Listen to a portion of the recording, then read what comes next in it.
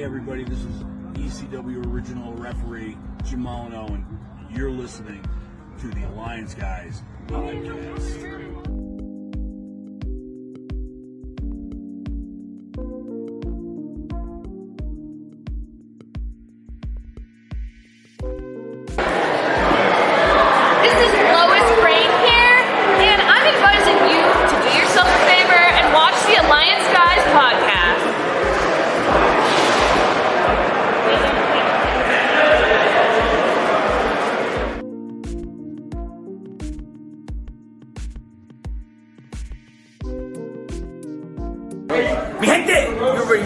The radioactive pop and Danny Limelight, United Wrestling Network World Heavyweight Champion. And make sure you tune into the Alliance blog every week. You heard it here first. Straight from Bobby.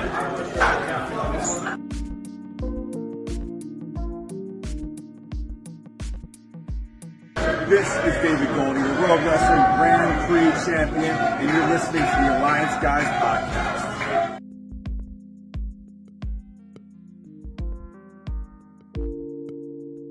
Building an alliance. Will you join us?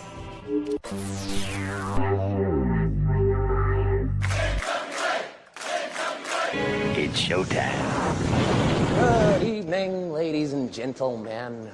We are tonight's entertainment. You're not here, you missing out, because this show... Ladies and gentlemen. Welcome. All right, listen up. And now, the moment you've all been waiting for. It's time for the Alliance Guys podcast.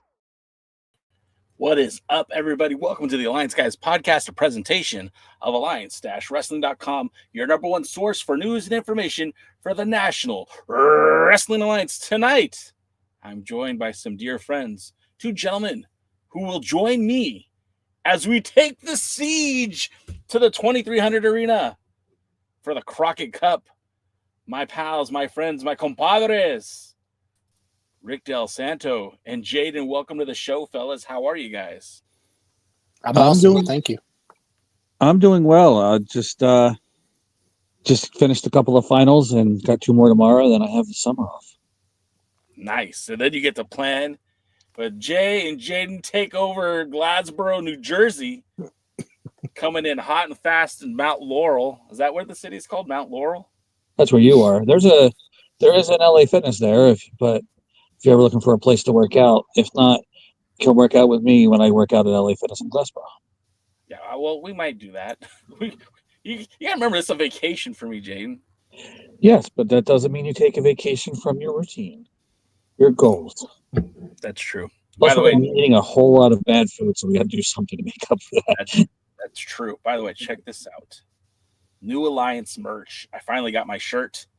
You can get yours too in the merch section right here in the video description of this. Just check the merch section and you could buy not only this shirt, but a lot of other quality merchandise, including, and I'm not going to post it here, but including our 2025 Alliance Wrestling Summit t-shirts that those of you who will be there in Philadelphia for Crockett Cup, you'll get a free shirt.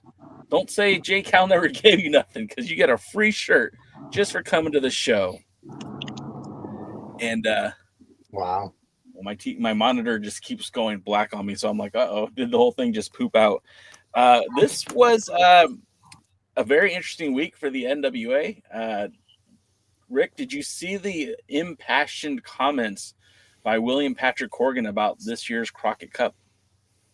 That I did not. I have not spent a lot of time on the social media this past week. It's been a kind of a busy week.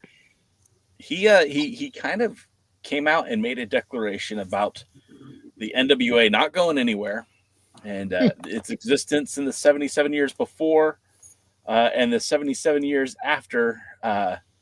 That the NWA is still going strong, and that they're.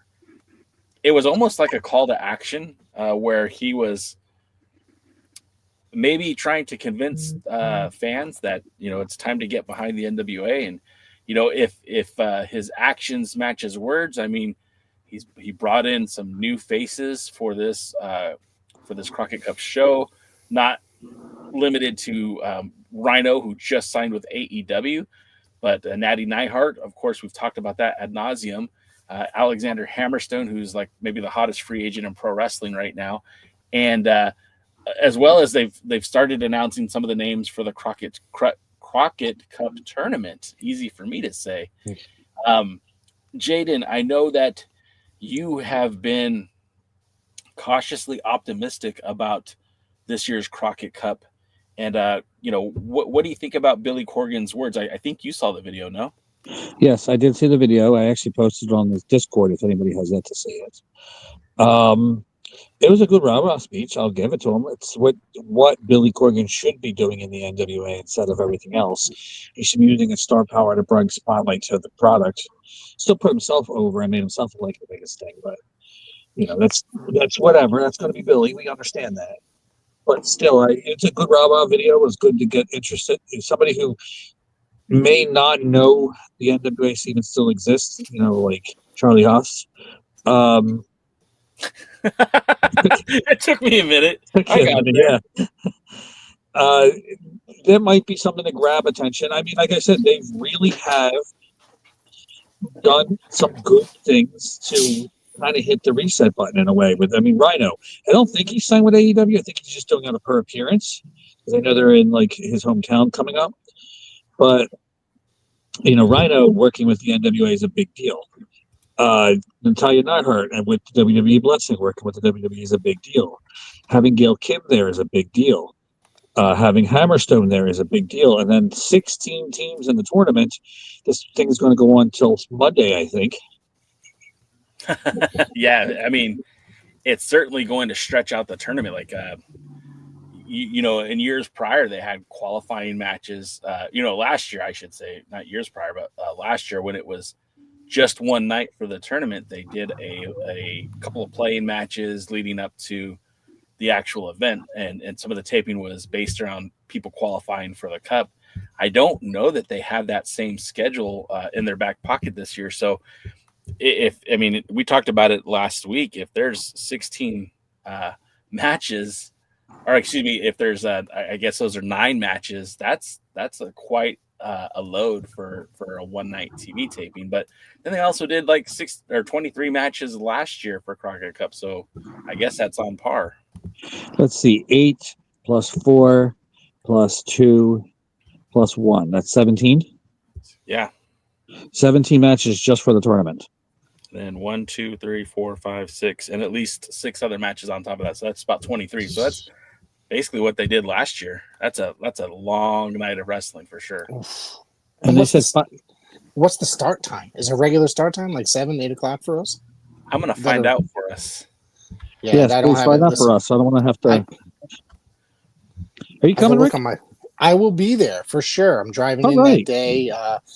Hotels booked. All that stuff's booked. So I'm tickets purchased. I'm excited. Yeah. It says 6 p.m. Eastern, so I imagine that's when the doors open, not necessarily when the show starts. So, well, they didn't they say 6 p.m. doors last time, and then they didn't end up opening until like an hour later? We all ended up staying out there. We were out there for almost 2 hours waiting to get in, I believe. Yeah, that's true. So hopefully they get their shit together this time, because that's a long night of wrestling, and unless there's like a bunch of short matches that are leading up into the final, I mean, I could definitely see that. I could look, when you have this many teams, it might just behoove them to do, and I don't love it, but remember a few years ago, Crockett Cup 2018, they did that wild card tournament, which produced, Tom Latimer and Royce Isaacs as a tag team called the Wild Cards.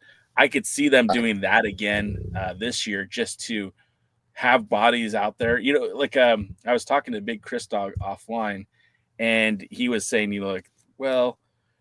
this person didn't make the tournament, and this person's not there, and there's nobody from the territories. And I said, look, it's one of the biggest nights of the NWA. They're going to use the biggest stars they have for the show, and they want to get as many people on it as possible. He was like, well, I don't see Joe Ocasio. I don't see Jeremiah Plunky. He's the Mid-American champion. I'm like, I hear you, right? But I don't see Colby Carino. His name hasn't been attached to anything just yet. I haven't seen Mims. his name hasn't been announced for anything yet at the Crockett Cup. That's not to say that he won't be there, but as of right now, they haven't announced a matchup for either one of those guys. There's still one more episode left before the event takes place, so anything could happen in the next 7 days or so. Yeah. We're going to continue more with the Crockett Cup talk and all that good stuff, but I would be remiss if I didn't identify and speak on the Tyrus joke of the day, which is Tyrus is so dumb. He thinks a yeast infection is when lady eats too much bread and biscuits for dinner. Willie Bowen, everyone. I like it, Willie. That's a good one. Noob's in the house. He says, good evening, Alliance crew. How are you doing today? I think we're all doing pretty good. Jaden just got done with his finals. Today is the lovely Miss Del Santo's birthday. Happy birthday to her. Thank you. My wife's out taking photos, so that's always fun for me when I get to see them. Let's see. Double D's taking a sabbatical tonight because he'd rather listen than watch, or he'd rather watch than speak. So we love you, Double D. We'll see you next time. I think I heard Mount Yanni. Sorry, I'm not joining y'all tonight. I'll be watching. Just got some stuff to take care of tonight. David Valentine says, what is the NWA waiting to sign a TV contract with a decent network? I don't think it works like that, David. I think there's got to be a supply and demand. And what the NWA is supplying right now, I don't think anybody's interested in producing. And that sounds rough, but I think like at the basics of it, and we know that, Jaden has a background with TV and film. Like, if nobody's interested in producing your content, like that's where it is. You can't force a network to take you on, and I don't think Billy's interested in pay for play. So, as it sits right now, the NWA stays on X until until they shore it up to make it more attractive to the TV audience, or until they're willing to pay for play. You got to make sure that the I'm sorry to cut you off. No, go ahead. You got to make sure that the TV channels believe in your product, right? And if the fans, such as me, you, Jaden, haven't necessarily believed in a lot of the product in the last year or so, I mean, how's the television station really going to believe in the product and believe that they could take this on their station and sell it to the viewers? You know what I'm saying? Just to people that may not know about the National Wrestling Alliance, or people be like, hey, I'm going to check this out. You know what I mean? Yeah, for sure. I have a feeling that this Crockett Cup is a big billboard ad for them to try to get noticed, and that's why I think they're coming out going all out with this. Even with TV or a better streaming network or something like that, it's still very, very difficult to get on.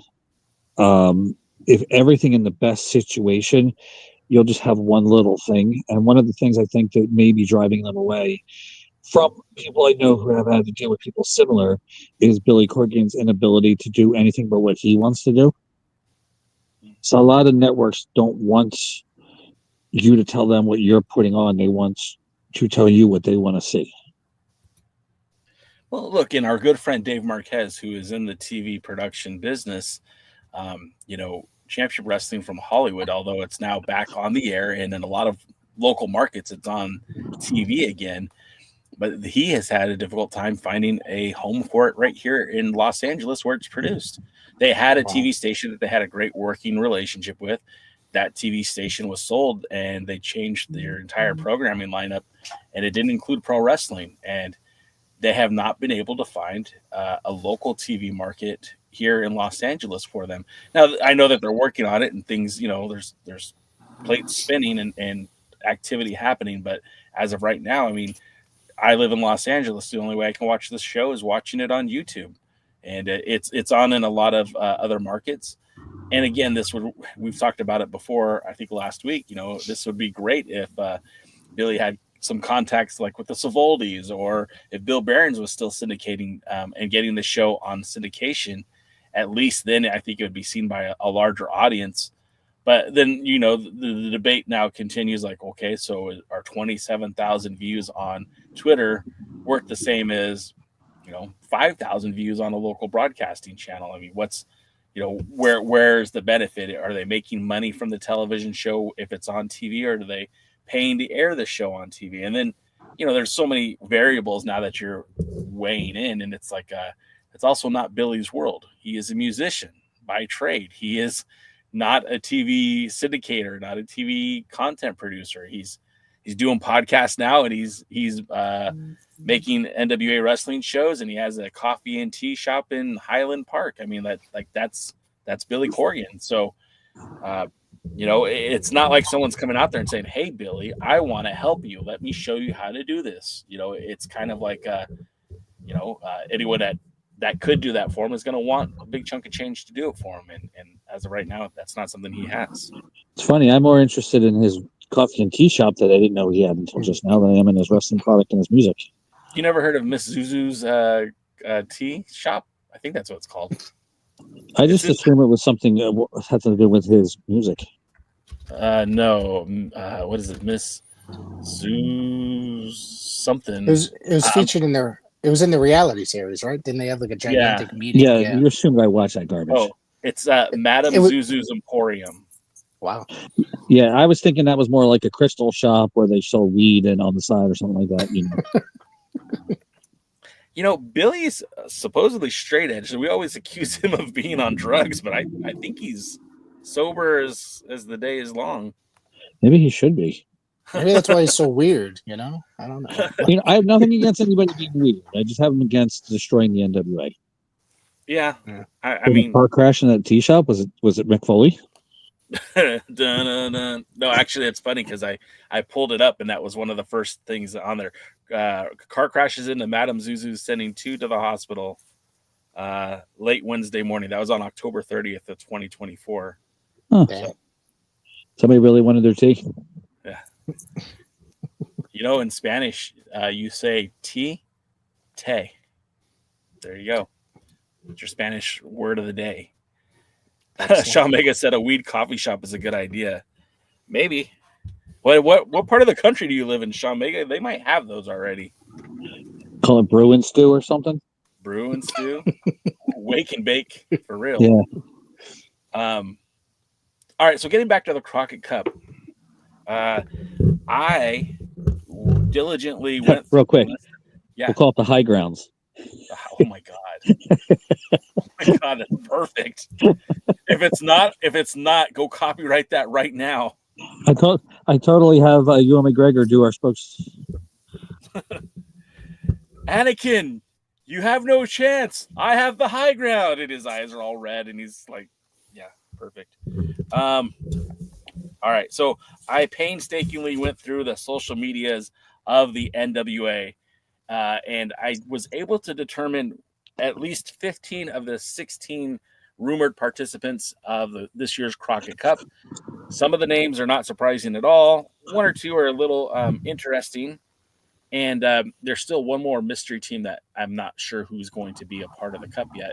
And if you guys have seen it, feel free to shout it out in the chat because I just haven't, and I've looked all over for it. But the real interesting thing is they've only announced the number 1 seed for the tournament. They haven't announced anybody else. And that's, of course, your NWA World Tag Team Champions, Murdochs.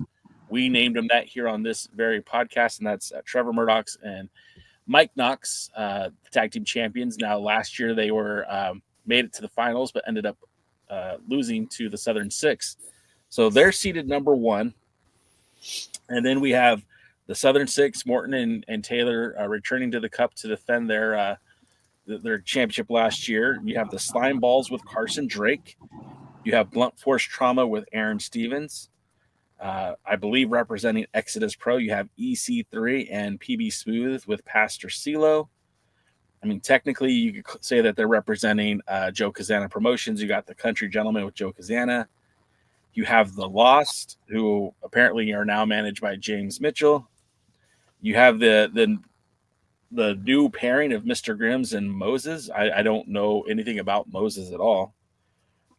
You have the Nightmare Syndicate, and that's the team that Austin Idol has put together with Zion and Frank. You have Daisy and Talos, who make I believe this is their 3rd Crockett Cup. You have Kratos and Odinson. Again, no big surprise there. Mondo and Slade, another first-time pairing for the Cup. Ooh. Yeah, I don't hate that matchup. It just, one of the things I have that I don't like is that they don't have a story behind the pairing. You know what I mean? Like they introduced both these guys as singles competitors on two different trajectories, and now they're bringing them together for the Crockett Cup. I don't hate it. That's Crockett Cup tradition, even non-NWA style, like the modern NWA. There was a lot of teams that were thrown together to be part of the Crockett Cup in the first 3 years that it was in its existence. Okay. I mean, wasn't it originally one of the finalists, Magnum TA and Ron Garvin? Yeah. Okay. I mean, yeah, that's a good point. And then we have the Temple of Dun, which God. I know that they made TV when I was out of the country. Thankfully, I missed it, so I never went back and rewatched it. But I know one of the guys' name is like the Beast or something like that, and I swear to God, he's a Manimal ripoff. That's all I'll say about that. I'd rather watch the Slime Balls. And then you got the Colognes. Primo so Cardinal and Coolwater? Yeah. Those are the Colons. And the interesting thing about the Colognes is that, they had 2 appearances for the NWA. Then we saw them appear in TNA, and it seemed like they might have been done with the National Wrestling Alliance. But they're coming back. They were actually on TV this week, so fitting that they're back for the Cup. And Devyn Dowling says, because slime balls are awesome, Jaden. I wouldn't go that far, Devyn Dowling. In fact, I wouldn't go anything with the slime balls. The Nasty Boys on Timu is not my favorite tag team. Even though the NWA Reddit and the Reddit itself seems to love him. You know what Reddit hates, though, real quick? They hate all the skits and vignettes that the NWA does. So we're not the only ones.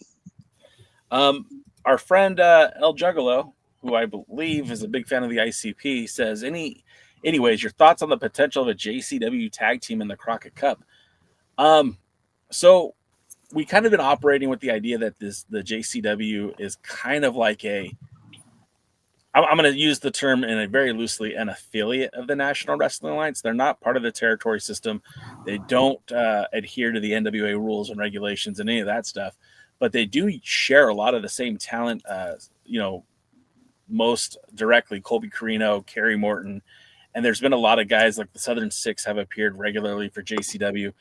I wouldn't be against that idea, but I also would say, like, and this is what Chris Dog brought up to me earlier today, how come there are no territory tag teams in the Crockett Cup? So, like, I would have a problem with a tag team from JCW being in the Cup, but I would want them to be like a big-time tag team, somebody that's got some marquee value, somebody who's very marketable, very well-known, because at that point, if you're putting someone from JCW over, say, like the Stu Crew or the Main Event, the other tag teams within the NWA territory system, I don't feel like that's a good look for the brand, What are your thoughts, Rick? I think that back in the day, in the original 3, I guess there was Crockett Cups, there were teams from some of the territories that would come in. So I'm not saying they would go over and make it very far into the tournament, but it would make sense to include some, you know what I mean? And I think there's teams that are bring the best of those territories, not just, bottom tier tag team or just some regular guys that, you know what I mean? Yeah, and I think that would work out. Give them a shot. I'm sorry, give them a shot to shine. I guess a tryout match type thing, and see how they do on this bigger stage for the NWA. Yeah, we don't need the Mexican Red Devils or the Gladiators, the California Tag Team Champions, or the Cruel Connection, or the Thunderfoots, which still feels weird to say, or any of the other tag teams, that are brought in. We need really good tag teams, and some of them aren't. What's the one? The Legion of Stupid. What are they called? Legion of Dumb. Temple of Dumb. Yeah, Dumb. Oh yeah, wasn't one of those guys in TNA at one point? I'm trying to remember. I think. Yeah. Yeah. Okay. Yeah, no, and I agree with you on that one, Jaden. And the interesting thing about it is, this is a callback to this Squared Circle Expo, and I'm not asking the NWA to, book, teams from that event, but like they had the Headbangers who still look really good considering that they're older, they're older guys, but they're former NWA tag team champions.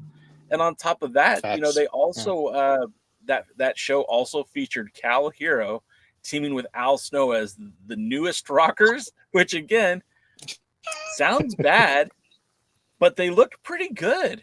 And I'm thinking like, that would be kind of interesting if you brought in a team like that. Like, and that's not to say like, look, the Nightmare Syndicate or the Lost. I mean, sure, they're part of the NWA roster. They probably should be there, but like a team like Grimm and Moss, or Moses, or maybe I'm saying it wrong.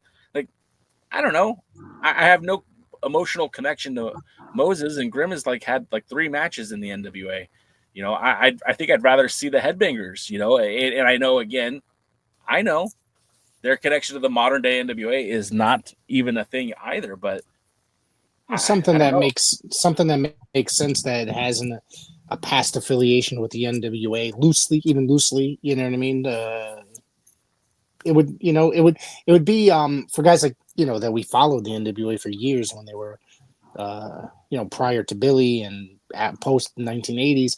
It would be kind of exciting to see something random like that, you know what I mean, like such as Headbangers or something like that, even if it's not going to last that long. It's like when you watch the Royal Rumble and some legend comes out for a minute and gets destroyed, you know what I mean? It'll be something fun and nostalgic to look at and enjoy for old timers such as us.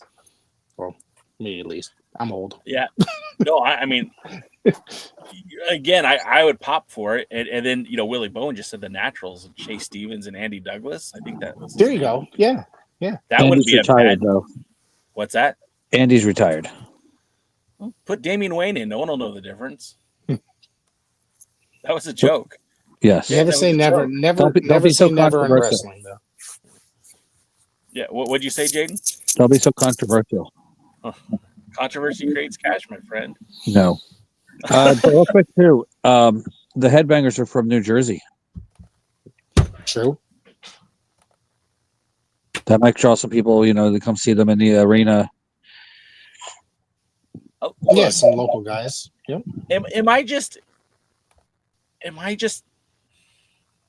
outsmarting Billy? Is that what's going on here? No, you're out paying him.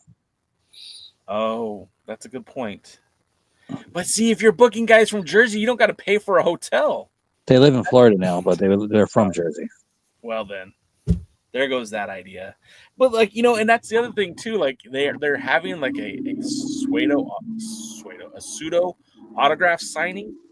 Like, I don't know, you bring the Headbangers in for that too. I mean, I think that's like a. I'm gonna calm myself and just say, he don't know any better. He just don't know any better. But I think there's money being left on the table. That's my opinion. I mean, Sean Mega says Billy is stubborn. Yeah. No. That I definitely see. I want to know how many people bought the Billy meet and greet. That's what I'm very interested in seeing how many people bought that. Did you buy it, Jay? No. I thought we were going to go. What am I going to say to him? I will say lots. Just be there for me. I mean, we'll probably start an argument. I would 100% plan on it. Hey, do you guys like the NWA? Like, I used to before you took over. Then see, to me, one of the best things about modern NWA, and I'm gonna be honest with you, is Joe Galley. All right, yeah, I know it's and that's the reason why I end up tuning in. He's a great commentator. But when he gets excited, starts yelling. It's like Billy's telling him to yell at the excitement and the chaos. But he's probably one of the best television commentators there is in modern day. And he's got a background in the news, so it's not like he's he has the right approach to it. And I'm not gonna say that it was all David Marquez, but David Marquez is the guy that found that guy and put him in the business. Didn't he work for JCW at one point too, or did some? I believe the ICP promotion. I thought he did at least. That I don't know, and maybe if our pal Juggalo is still in here, he could tell us that. Wrestling Lulz has identified tribalism in our Discord. You don't say. I mean, look, and I'm not trying to be an asshole about this, right? I really am not, but because I have this conversation with Chris Dog a lot. The point of the Discord was to create a community for NWA fans, right? Like, because you could go anywhere to find a community for WWE fans. You can go anywhere to find content for AEW fans. And I explicitly looked to try to build a community for NWA fans. Of course, there's going to be tribalism. I, every week, come on to this podcast and say exactly how I feel about the National Wrestling Alliance. And some of you guys agree with me. Some of you guys disagree with me. That's okay. It's a community. We're all about making the NWA product better. Like we're here to champion what the NWA does right and criticize what they're doing wrong with the hopes that somebody up top is going to finally hear it and make improvements. And we see it from time to time. And look, I'll be completely honest with you guys. There are people in the NWA watching this show right now. Right now, they're not going to mention themselves in the chat. They're not going to out themselves, but people are watching this because this is the best form of market research that they could have. This is an NWA audience that is catered to what they're producing. And we're saying, hey, we love this, but this sucks. Let's get rid of this. And like, they're not paying for this research. All they got to do is watch 2 hours of YouTube on a Thursday night, and we're doing all the work for them. Maybe that's why they don't listen to me, because I don't watch the program. Well, look at that. Jose, the assistant. Wow. High praise from Caesar. Jose, the assistant, used to be a Marquez brother. Well, I guess Dave, like one of Dave's sons. Jose, shout out for hanging out with us tonight. One of Dave's sons. He's one of Dave's sons. He's one of Dave's sons on the Alliance blog. Are you high now? Oh, no, I definitely am not. Devyn says he forgets about the Discord app. I mean, look, it's a destination. If you want, and I've said this lots of times, like the cool thing about it is like you can post something and walk away. And then like an hour later, you'll get like 100 comments on something or replies or retweets or a conversation started and you walked away. And when I was in the UK and it was like 2 a.m. over there, you guys would go off on something. I'm like, oh yeah, let me catch up real quick. But yeah, it's community driven and you know, Wrestling Lulz, your opinion on there is just as important as everyone else's. And not everyone's going to see the way you see it. Not everyone's going to see it the way I see it. And that's okay. I'm all right with that because it's about the community. And I think that's important, is that we have a place for NWA fans. And, you know, I think I joined your board too, Wrestling Lulz. Yeah, well, I mean, it is what it is. You call it a community. I call it more of an asylum. Sure. Sure. Tomato. I mean, what are we splitting hairs here for? El Juggalo says, yeah, honestly, the problem with Corgan is the fact that he's not fully utilizing the platform he puts the NWA on. In fact, the territories could get better views. Even their loosely partnered promotions could get more views than Power. And there might be some truth to that. Like, look, you know, we I think we've talked so much about the NWA's placement and where they show their content. I mean, we've talked about that a lot over the last few weeks, and I think we'll leave that conversation in the past. But yeah, there's a lot of things that Billy could do better. There's a lot of things the NWA could definitely do better, and they are not safe from criticism. Corgan is basically Tony Khan if he didn't learn from his mistakes. Yeah. I mean, you know, Billy Corgan is considered a friend of the show for Busted Open, and they constantly criticize Tony Khan, but they never say a negative thing about Billy Corgan at all, ever. And I've always sat there and go, you know, the same thing that you guys criticize Tony Khan about, like, could be applied to Billy Corgan, but you don't ever do that.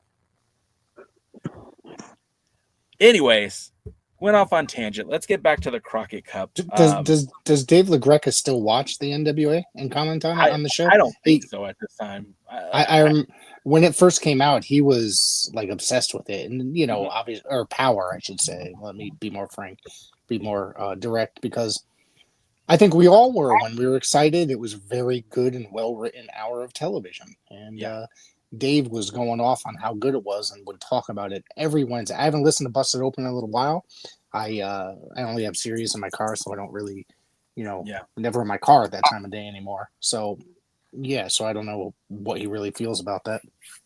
I haven't heard them specifically talk about the NWA in a very long time now. They did have Natty Neihart come on when she said that she was going to be there for the Crockett Cup, and of course he was very over the top about the NWA. He was a huge Nick Aldis guy too.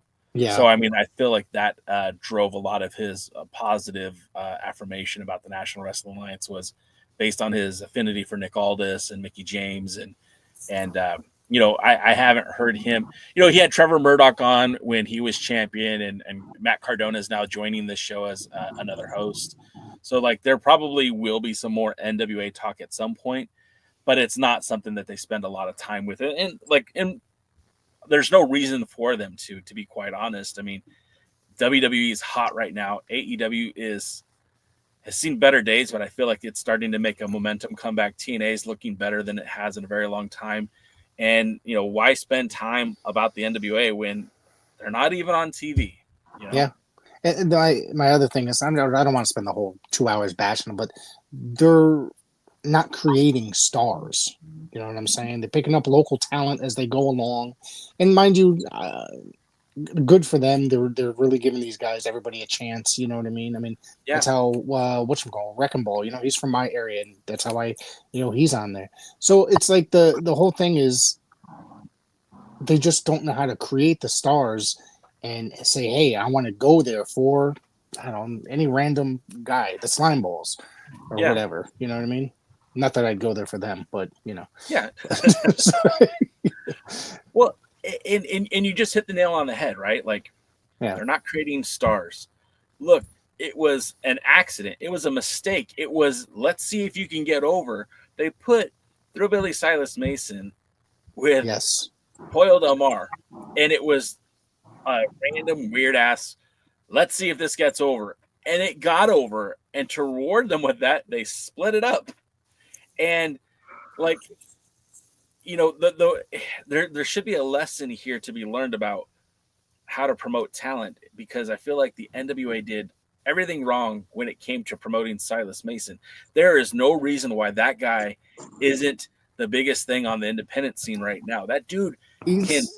Yeah, you're 100% correct. He's like the next Terry Gordy or something like that. You know what I mean? But he can cut a promo like Michael P.S. Hayes. Yeah. Like he looks like Terry. Talks like Michael, can take an ass whooping like Buddy Roberts and still look fresh as days, And his hair like Jimmy Jam. If he had the hairspray, it'd be perfect, right? I do have a question regarding this and them not creating stars. Excuse me, but there's been another round of WWE releases. Do you think that the NWA should try to capitalize on some of these releases? Oh man, I think there are a lot of very interesting names that I don't think they necessarily fit on some of the other brands, right? Like, well, I mean, look at 30 years down in the past, 20 years down the past, people used to jump promotions left and right, and it didn't really matter. You know what I mean? No matter what the size of the promotion. Sometimes people would leave the WWF, go to the AWA or World Class or vice versa. You know what I'm saying? But, I mean, I know the wrestling business is way different now. It's it's more like a television show, and all that kind of stuff. But I'm like, could any of these names fit there? I mean, I think there's a few of them. In Jaden, do you have any names that you'd like to list first, or should I go ahead? No, I did at first. I thought Cora Jade would have been perfect, but then after she said she's leaving wrestling to go to do OnlyFans, I'm like, yeah, maybe not.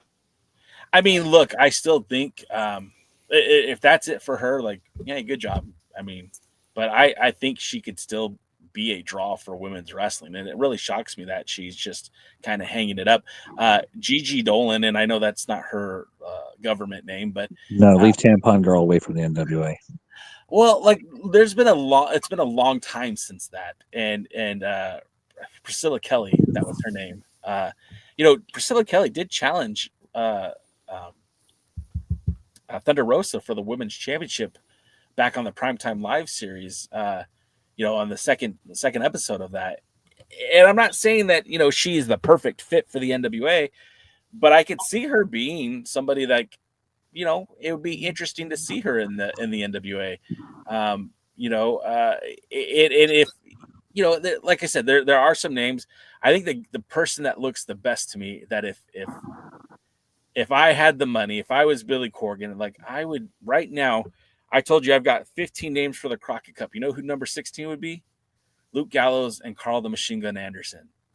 Because, before you say no, they're former IWGP Tag Team Champions, former WWE Tag Team Champions. I think they held the TNA Tag Team titles. Carl Anderson is a former NWA World Tag Team Champion. And when it comes to tag team wrestling, this to me, and I'm not saying that they're the same, but this is kind of like the Briscoe Bros.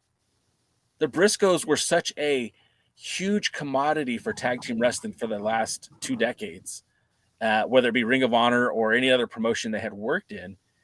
And they were kind of a symbol of tag team excellence. And, Gallows and Anderson are a little bit older, and sure, they're a lot more controversial.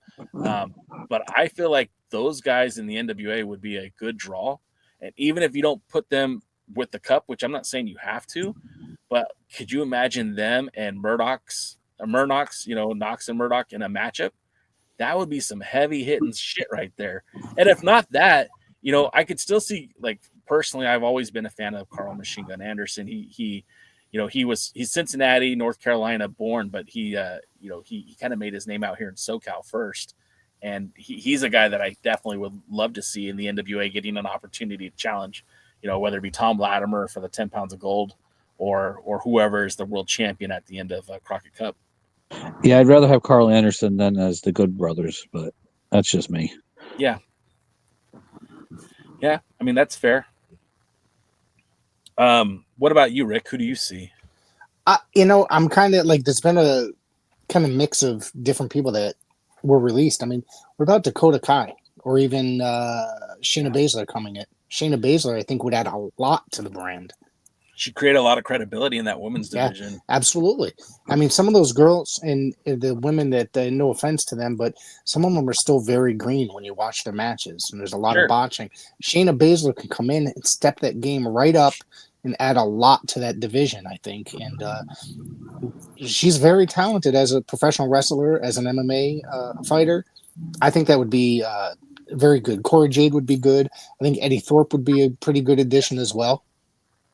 Could you imagine if they brought in Shayna Baszler as a player coach type personality? Like, Absolutely. She came in, wrestle, but then also like roll with the girls on the mats before the shows and kind of teach them a little bit more of a harder style of wrestling. Because Kenzie Page, I think, is really good, but like, let's talk about believability. If Shayna Baszler and Kenzie Page were in the ring, like, in reality, if we're not talking scripted matches, like, Shayna's gonna kill her, like, it's not even close. Yeah.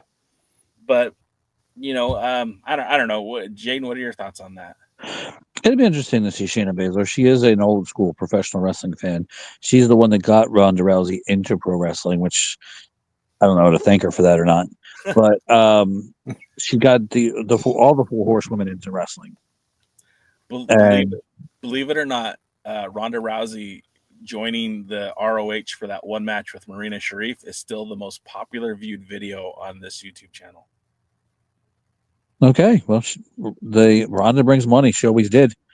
Yeah. She has star power. I can't deny her on that. But I don't know. I like Shayna a lot, and I think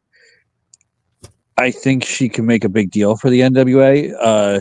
The problem is she's so much more athletic than everybody else in the company that she'll kind of make them look small in comparison. Yeah. No, I that there's some truth to that too. Except for Big Mama. Yeah. No one puts Mama in the corner, all right? I'm just seeing some of the comments. Wrestling Lulz says, honestly, OnlyFans is a shithole for people to objectify themselves.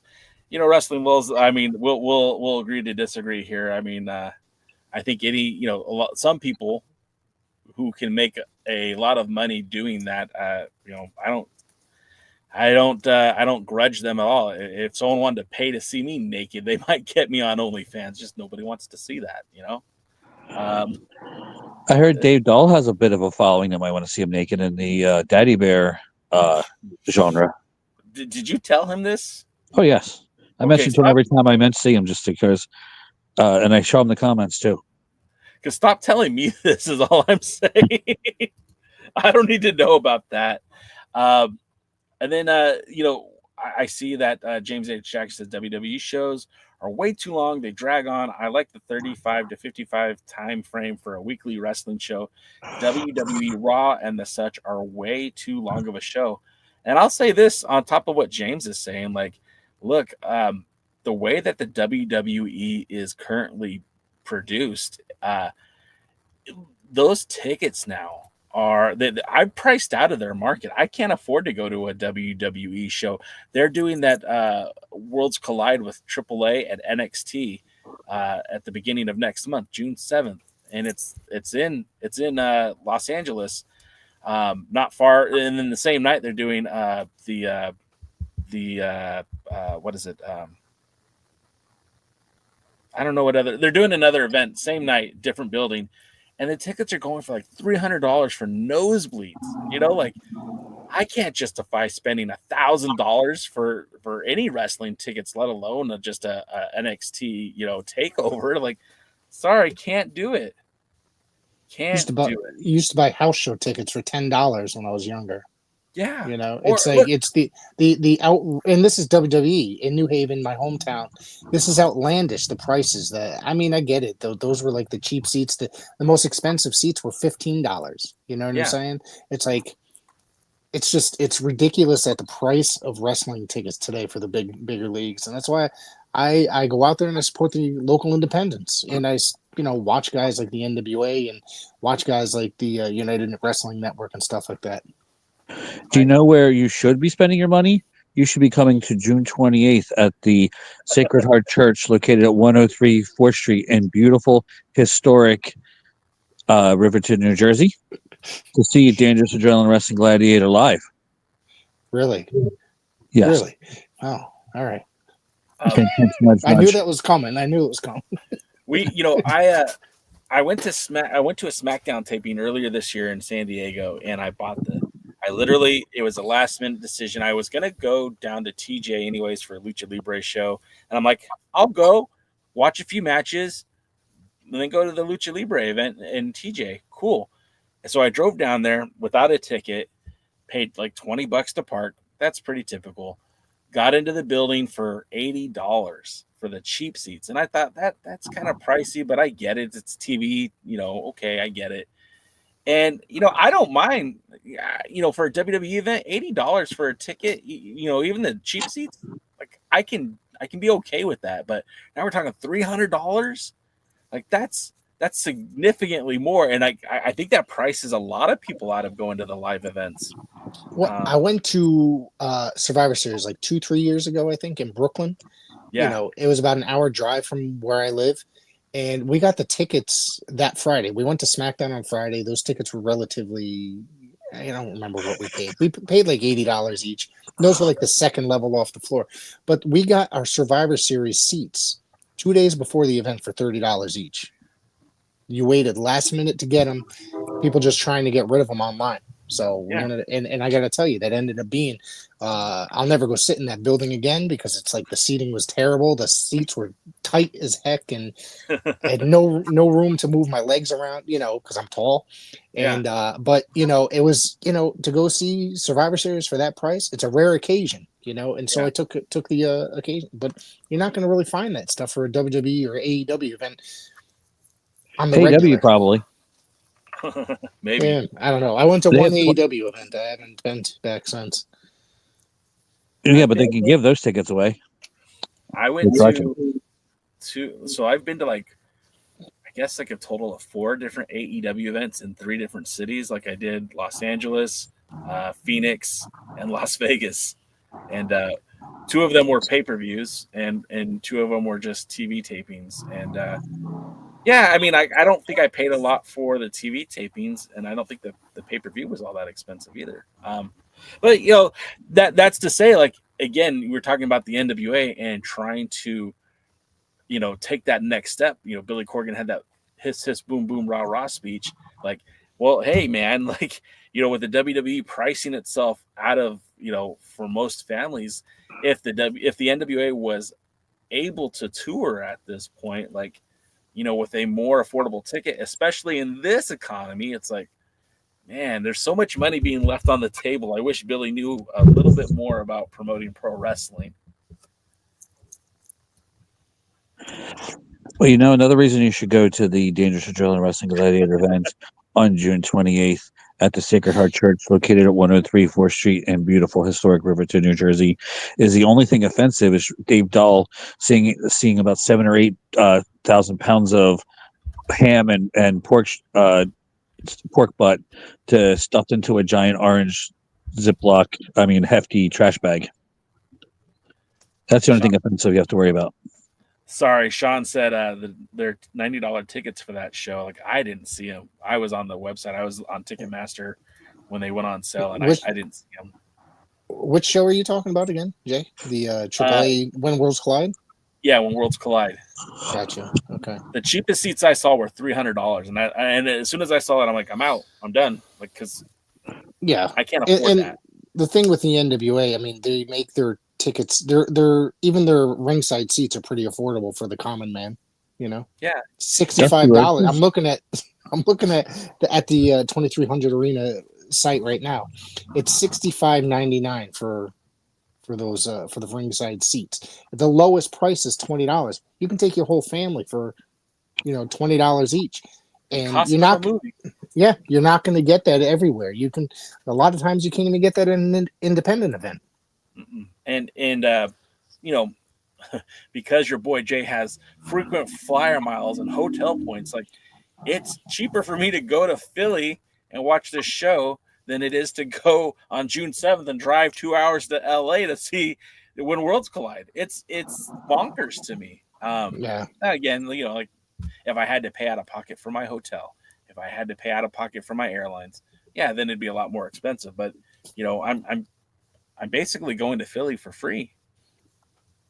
Sign up for the credit cards with the miles, guys. I'm telling you, it's a good idea. All right. So just looking more at the Crockett Cup. Now we talked about the teams. As of right now, there are no seedings except for Murnoch's seeded number 1. Then we also know some of the matches that have been advertised that we know are going to happen. We're going to have Kylie versus Markova and what they're billing as a no limits match. And I think that's going to be a phenomenal match, because one thing we know is that Markova can go in that ring, and Kylie Page is a lot more braver than I think she needs to be. I feel like she is an aggressive, what's the right word to use without sounding like a sexist pig? She's scrappy. Right? She's a scrappy fighter in the NWA, and I don't think she gets her just desserts, but she's tough, and I think that matchup will be very good between those two.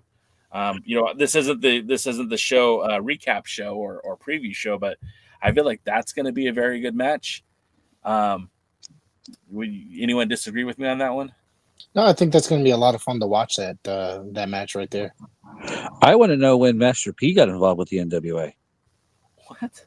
It's a no limits match. Oh shit! God, I should have knew that was coming. I should have. I've known Jaden for like 20 years now. I should have known that was coming. We also have a chain match. I think it's more commonly called a bull rope match, but a chain match between Jay Bradley, the boss, and Wrecking Ball Legursky, as we've seen the Fixers implode on themselves, and I guess we'll see more of that at Hard Times, but it has come to a chain match between those two, and I think that's going to be a lot of fun. We're also going to get – go ahead, Rick. No, it's just going to be a lot of, two big dudes just slapping the shit out of each other. Pardon my language. So, you're I said it during the last match that they had as big meaty men slapping meat. Now you're going to do it with a chain, so it's going to be pretty tough. And again, when we're talking about the tradition of the 2300 arena and its ties to all those hardcore matches from back in the day, it's like a perfect environment for these two to just go nuts on each other. And that's going to be. Go ahead. Billy should get Arby's to sponsor this match because they got the meats. Yes. I'm getting the meat sweats. You got Thrillbilly versus Hammerstone. And this kind of feels like I feel like Hammerstone right now is doing a redemption arc. And he doesn't have to redeem himself or anything, but he left TNA very unceremoniously. I know he didn't do in TNA what he was hoping. I know he got injured and we didn't really see a lot of him in TNA wrestling, but he is now almost everywhere. I know back when I was in the UK and DK was here, Rick and DK were talking about Hammerstone and how he made that. Jaden, you said, oh, he's back in MLW. He's not just in MLW. He's showing up in GCW. I saw him this past weekend wrestle Effie for the GCW World Title. He's going to be back at MLW for their next show. I think that's in Chicago. Of course, he's going to be here in Philly at the Crockett Cup taking on Thrillbilly. And I just feel like what do we got going on here with Hammerstone? Like, what is the path that this guy is on? Do you think this is he's just doing some more matches to get back into the routine of it all, or is he trying to audition for something bigger? I mean, Jaden, you have your ear close to the ground. You work closely with Dr. Lawrence Draconium and finding the best talent. Like, what are you hearing about Hammerstone? I hear that he's just looking to get his name back out there, put himself in as much big spotlight as possible, put himself anywhere that's got any kind of attention so he can grab that attention to himself. I think right now David Marquez should jump on that. 100%. Yeah, anybody who's got any kind of TV or any kind of buzz right now should pick up Hammerstone because he's a very talented wrestler. He's got an amazing look. He'll look great on your posters. He looks like a professional wrestler, but also he is looking right now to get himself as much high-profile matches as he possibly can, and hopefully somebody with some deep pocketbooks pick him up. Yeah, I mean, I want to see that guy get a big money deal. I think he's earned it. But Rick, what are your thoughts? I'd like to see him go somewhere, like you all said, like somewhere where there's on TV and he's there every week, and we get to enjoy the talent that is Alexander Hammerstone. He is like you said, one of the hottest free agents going today, and why he hasn't been picked up by one of the big two, I guess you could say. That was he? What was he in TNA for better part of a year, maybe, and then suddenly I think he made one NXT appearance during that time period as well. During their relationship. That's right. Do you think that there is a chance that he may get picked up by the E and maybe even go to NXT or even the main roster, start right off on the main roster? I don't see him as necessarily an NXT performer. Yeah, and so I have like three thoughts on Hammerstone. My first thought is like, with all of the tools that guy has, like, I'm surprised like Pro Wrestling Noah, All Japan, New Japan haven't like tried to get this guy, because I mean he personifies what they typically think of that American wrestler. He's big, he's strong, he's got this great body. Pro Wrestling Noah used to book guys from the WWE just based on their looks. Like I remember Bull Buchanan showing up in Pro Wrestling Noah back in the day. The Voodoo Mafia and All Japan Pro Wrestling used to cycle in guys from the WWE. So Hammerstone to me is a guy that would fit that image, and I'm surprised that hasn't happened yet. On the flip side, WWE just purchased Lucha Libre AAA, and I'm not saying that every wrestler that they sign is now somebody that you might potentially put in AAA, but again, he doesn't have a storyline or connection in the WWE. If he's somebody, obviously he's just so intimidating. He's a big guy, and I know he could be a good base for a lucha guy.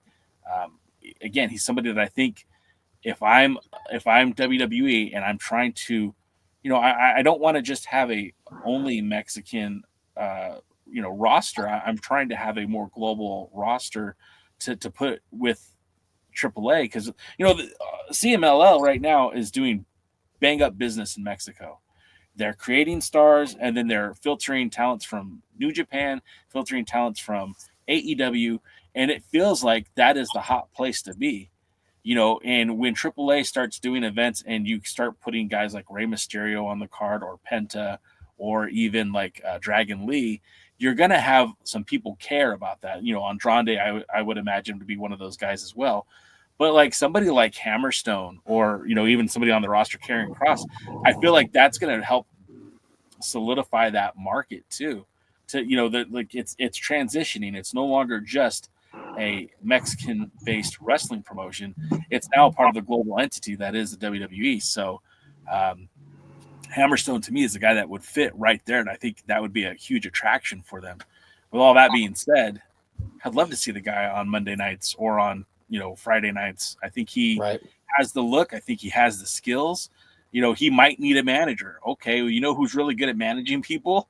A guy that has two other really good superstars right now that could use a third guy as a heater. I don't know, man. It just seems like it's so easy, and it's maybe I'm oversimplifying things. Real quick, what I would do is I would say somebody gets some problem with Triple H, and they bring in his illegitimate son, Single H.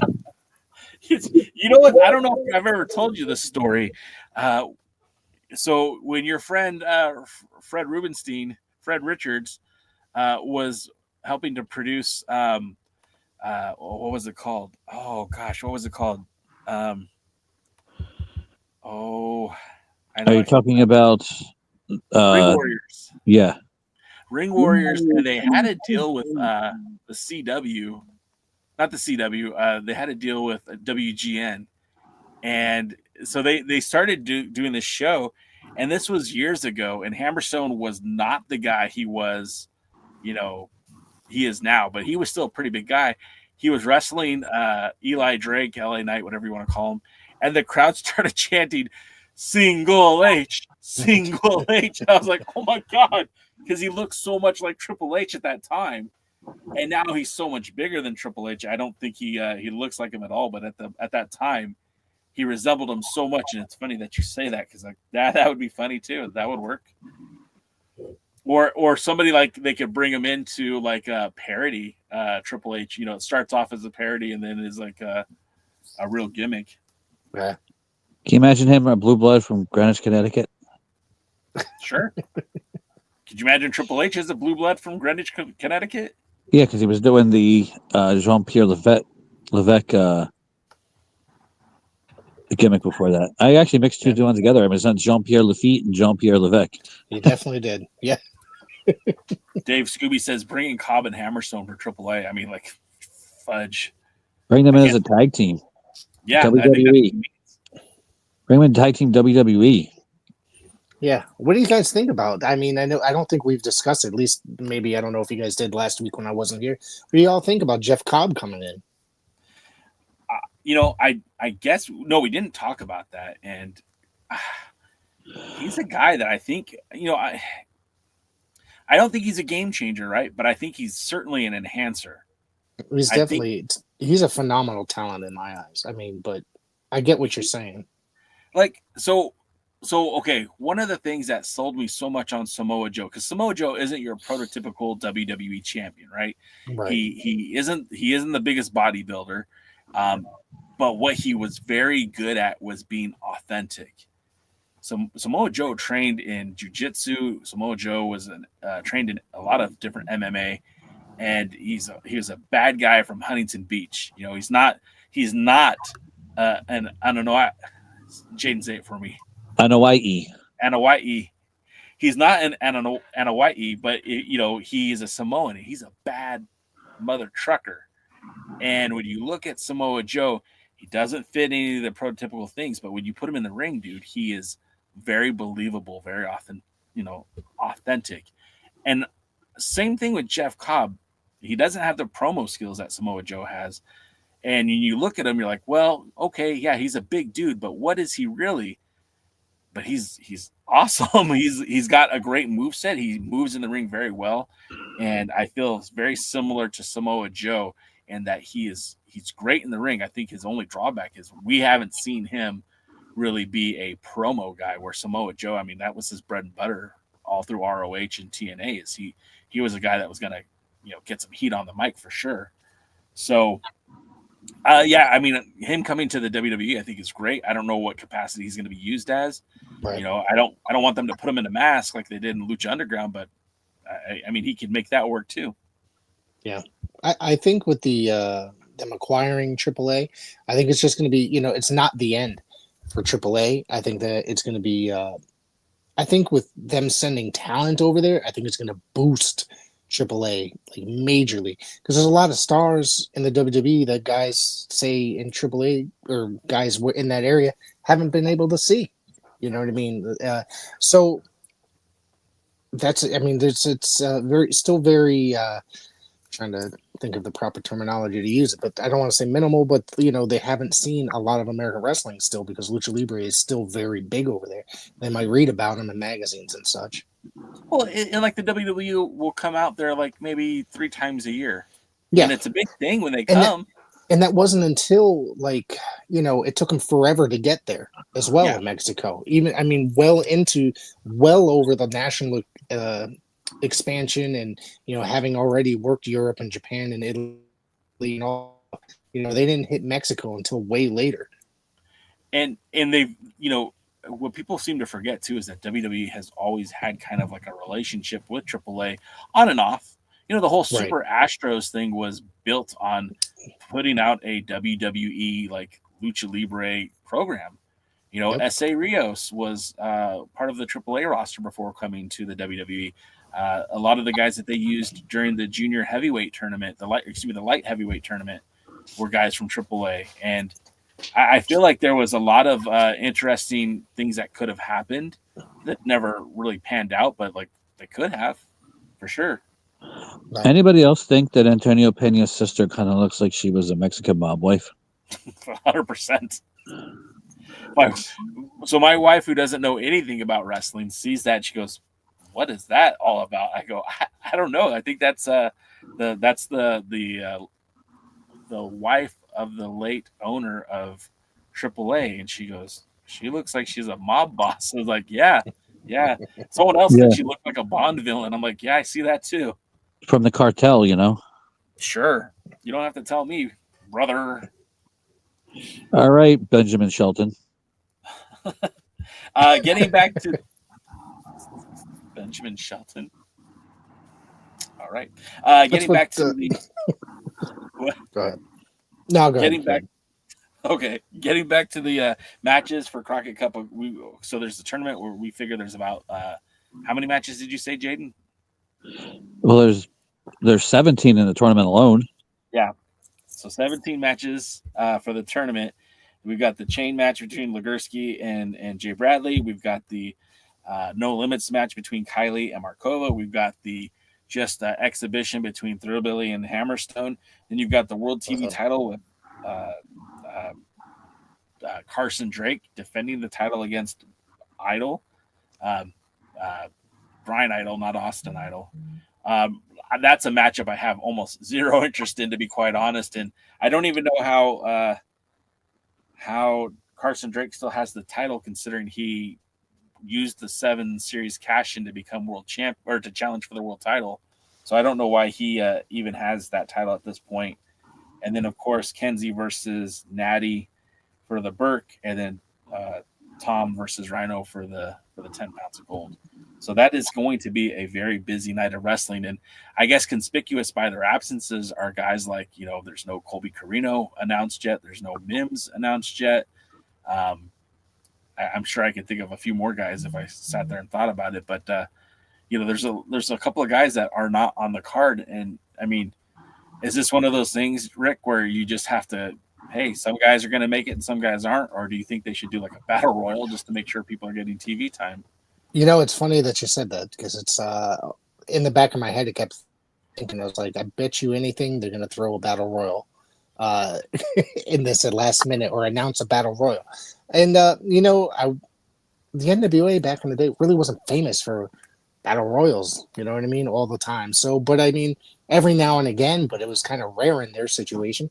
But this time around, it's Billy Corgan's NWA, and God knows what he's thinking. So, I would not be surprised if a battle royal came out of nowhere, you know, and just to get guys on TV. You know what I mean? Maybe whoever the winner is gets some sort of prize. You know what I mean? Maybe that's the 17th team or whatever. Yeah, I mean that would make sense too, and then it would make sense for like, okay, maybe Colby teams up with somebody else, and Mims teams up with somebody else. Hell, maybe Colby and Mims team up. I don't know, but right, there's certainly ways. And then we didn't mention it, but the Tonga twins were announced for the show, and then also TVMA, which we know are the spoiler alert, guys. I'll give you 3 seconds to change the channel. Won the tag titles at Hard Times, so we know that TVMA will be there. I'm assuming that that's going to be a title match with them too, and also conspicuous by her absence, no Big Mama announced yet either. So it's interesting who's not on the card as much as who is on the card. I guess Rick Del Santo wasn't a big fan of the Bunkhouse Stampede. No, that was enjoyable, yeah, but it wasn't. I mean, there was a battle royal in every city at that time. Correct, but they weren't. NWA wasn't. It wasn't something that if you can go to any WWE event, there'd most likely be a battle royal in your hometown. You know what I mean? It didn't always happen in the NWA, is what I was saying. Yeah, but because you're thinking of Jim Crockett Promotions. What about a Continental where the battle royal happened very often? They always had battle royals for a fur coat or something like that. I stand corrected. Yeah, you're always thinking. Everybody always associates the NWA with Jim Crockett Promotions in Mid Atlantic. Well, not for nothing. I grew up in the 1980s, so it's like that. I mean, I know my NWA knowledge does go far beyond Jim Crockett Promotions, but that's what I grew up on, and that's probably what I was referencing and thinking of. But there was always like they had the double ring battle royal at one point. Yeah, they had all that stuff. So there's more battle royals than people realize. Memphis was also pretty decent with battle royals too. California was NWA California. That's kind of where the battle royal was born. It's also where technically the Royal Rumble was born, because there was concepts used from the annual San Francisco Battle Royal. They only did once a year, the only Battle Royal they used to do, and there was how you got eliminated was pinfall, submission, or being thrown over the top rope. Oh, like I know that they used to do a huge Battle Royal, and I mean even Andre the Giant had participated in that, the Great Goliath, and there was always Battle Royals, back in the 60s and 70s, and at the Grand Olympic Auditorium.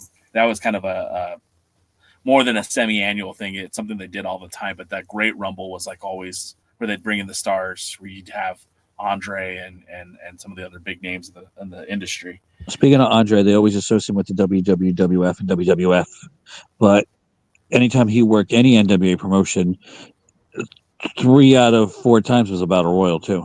Yeah, that's probably accurate. All right, so let's move on then and talk a little bit Rick's mad at me. No, I'm not mad. You proved me wrong. I was wrong. I mean, my knowledge, I was not thinking of certain things, and you corrected me. I get it, man. So thank you for teaching me something today. Rick's going to hit me with a steel chair at the Crockett Cup. He's got a slap jack waiting for you. Wait, Rick, you're driving and not flying in, right? No, man, it's only like 3 hours from me, so I'm driving. So you're gonna bring something to hit Jaden. It's gonna be right in my trunk.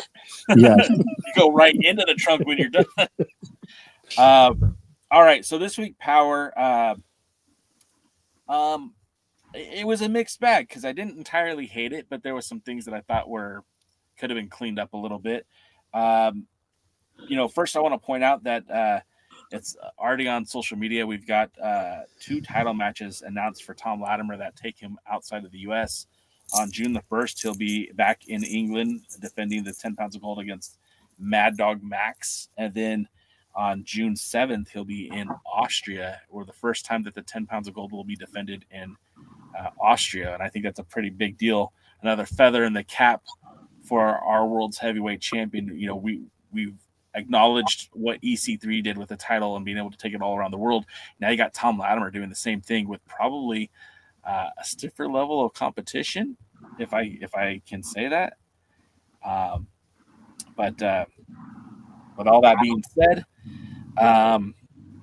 Stevens has accepted the challenge from Tom Latimer, and I'm going to just cut this short because Aaron Stevens is wonderful at saying a million different things that mean nothing.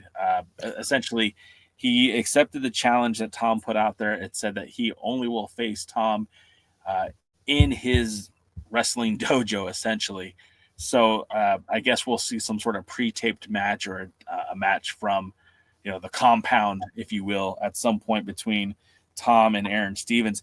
Later in the show, Tom has a promo to close out the show, acknowledging that Stevens is an amazing wrestler and says that he should be a world's heavyweight champion and one day will be a world's heavyweight champion. And that kind of made me take a step back because we haven't looked at Aaron Stevens as a serious wrestler since the NWA came back from COVID.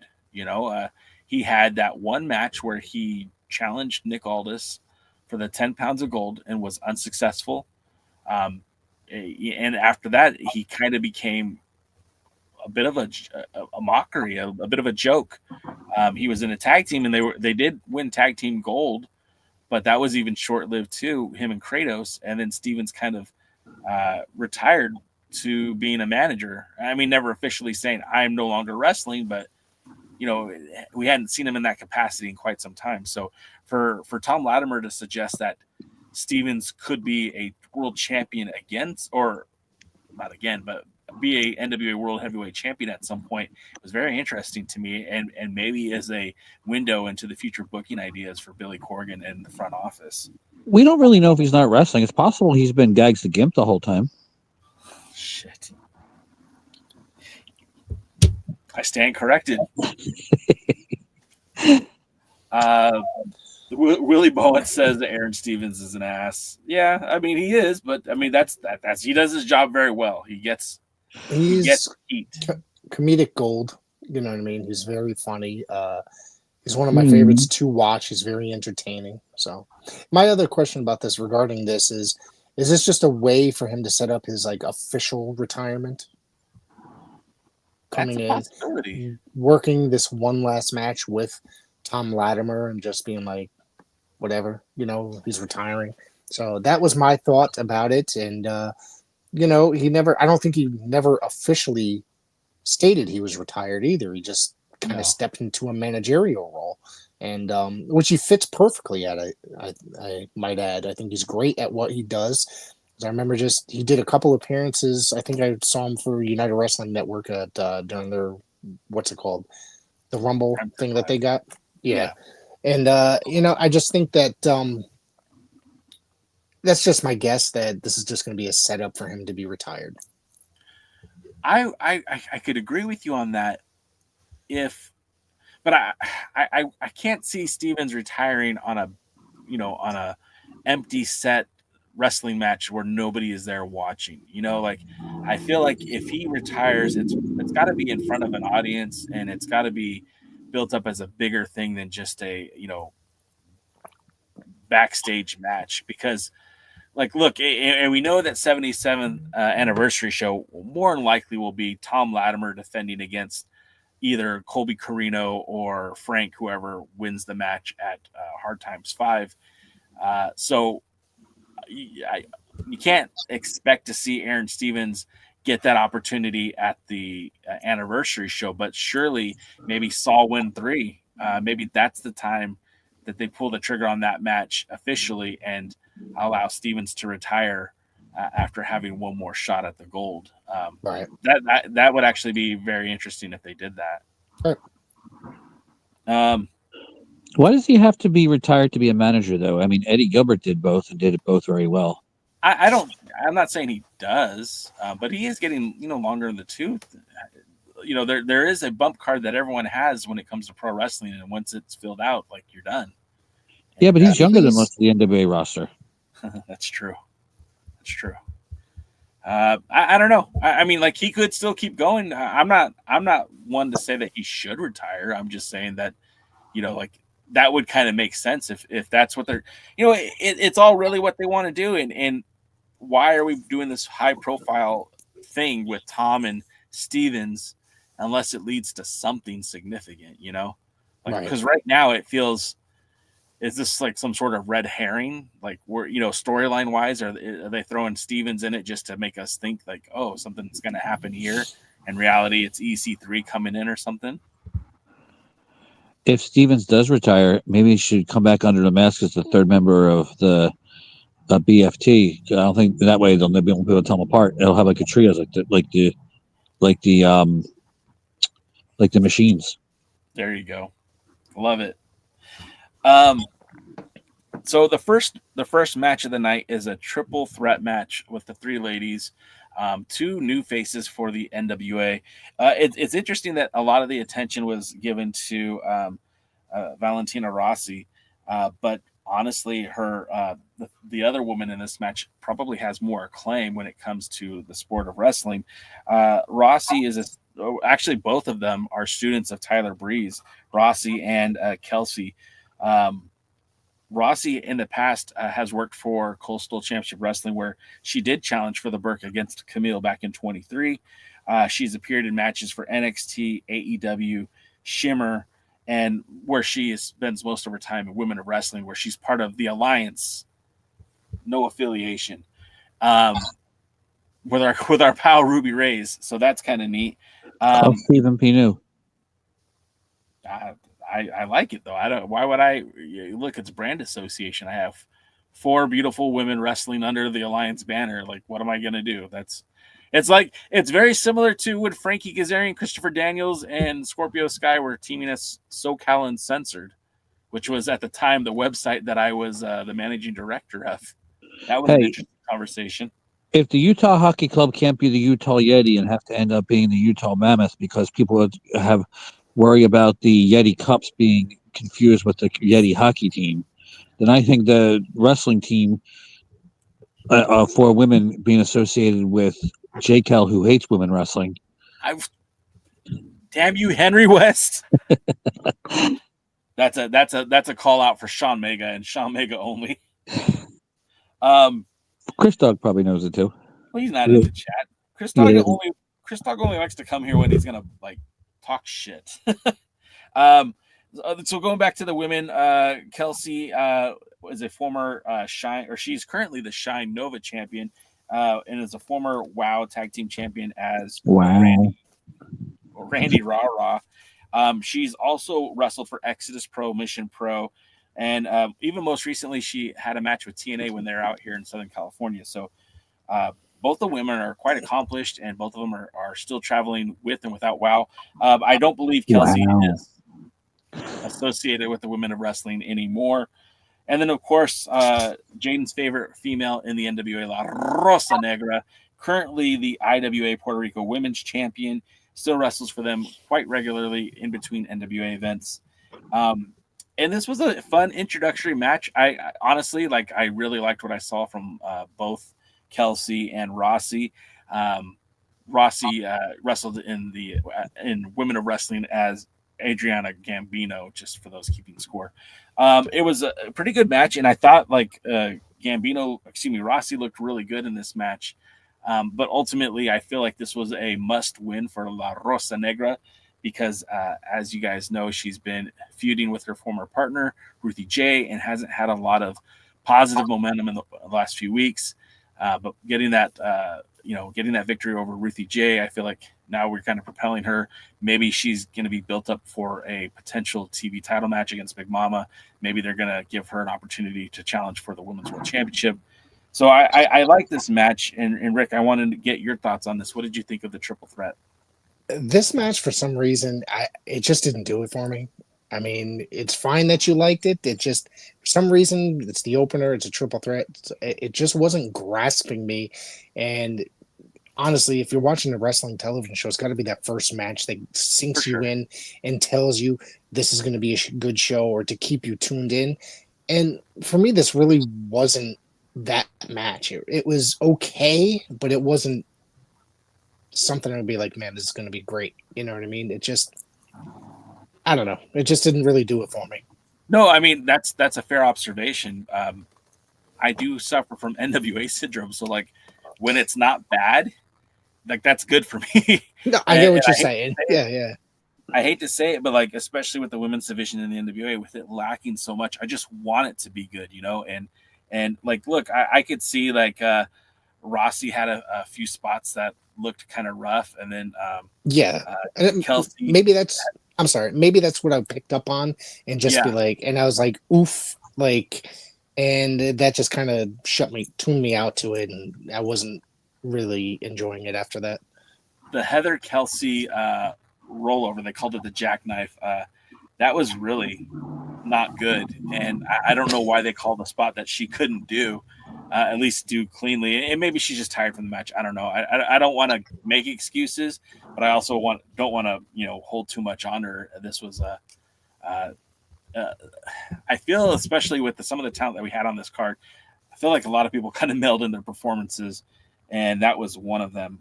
But I thought it was a good win for La Rosa Negra because, again, if you're building momentum for her to potentially challenge for the Burke at some point or even the television title, she got to get some wins underneath the belt to make it meaningful. So for that reason, I liked it.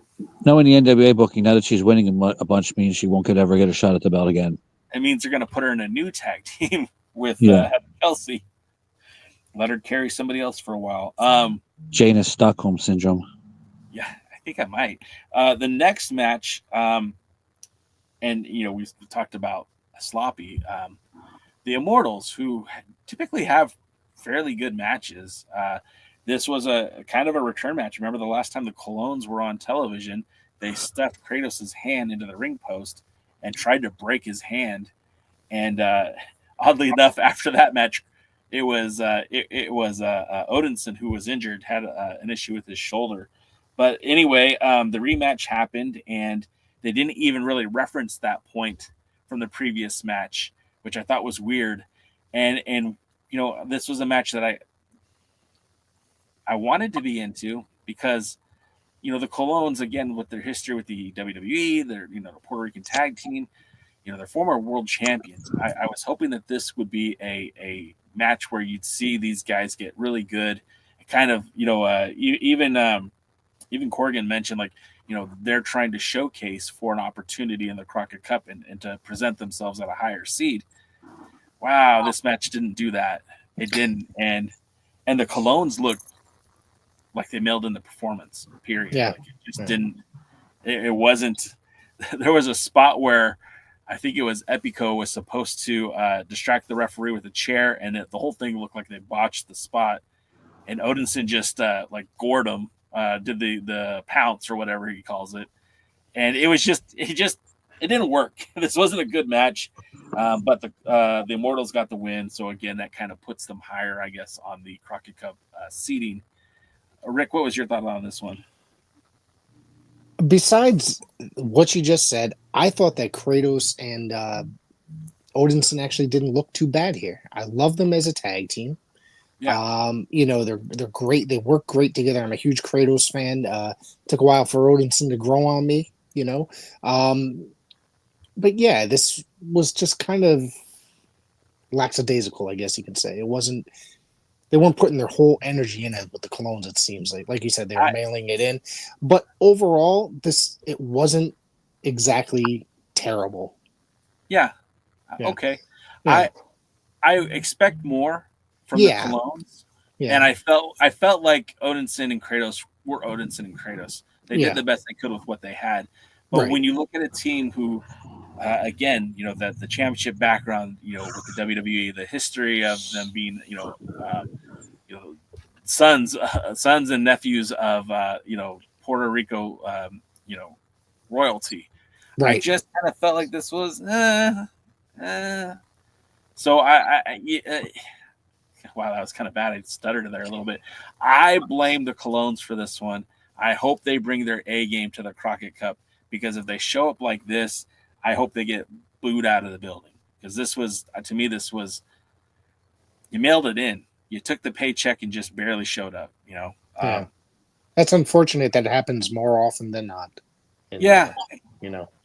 It's interesting. I heard Matt Cardona the other day talking about all the released wrestlers from the WWE, and he said, "Look, you have like 3 options, right? You could just fade away into obscurity, and no one will ever talk about you again. That's fine. You can coast on the name that the WWE gave you and do that until you're done wrestling, right? You still make a decent living doing that, or you go out there and reinvent yourself and put in some work, and the victories and the spoils are worth the hard work and determination."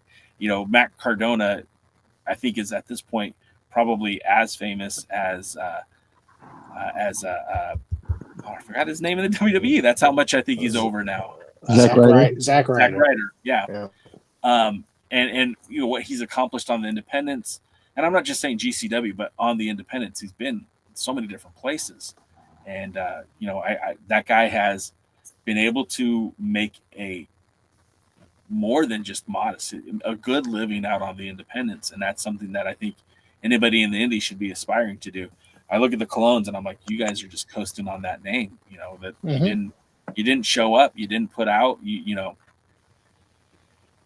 But then again, the last time that they were on NWA programming, they were wrestling a little person and a guy who weighs like 600 pounds. So what do you do? I forgot about that. Yeah. Yeah. I mean, look, if that was me, I'd be like, I don't care either. The next we get the skit with Kenzie raking leaves. This was a weird promo, weird setup. Obviously there's some sort of high school drama, soap opera playing out between Hunter and Kenzie and Kylie and the Page family. And this is, I've said for weeks that I can appreciate what they're trying to do, but the execution hasn't been there. This is 100% the personification of that, because now we've got Kenzie and Kylie talking about a wedding that has not been introduced to the NWA audience. So we're talking about a wedding that we have no idea what they're mentioning.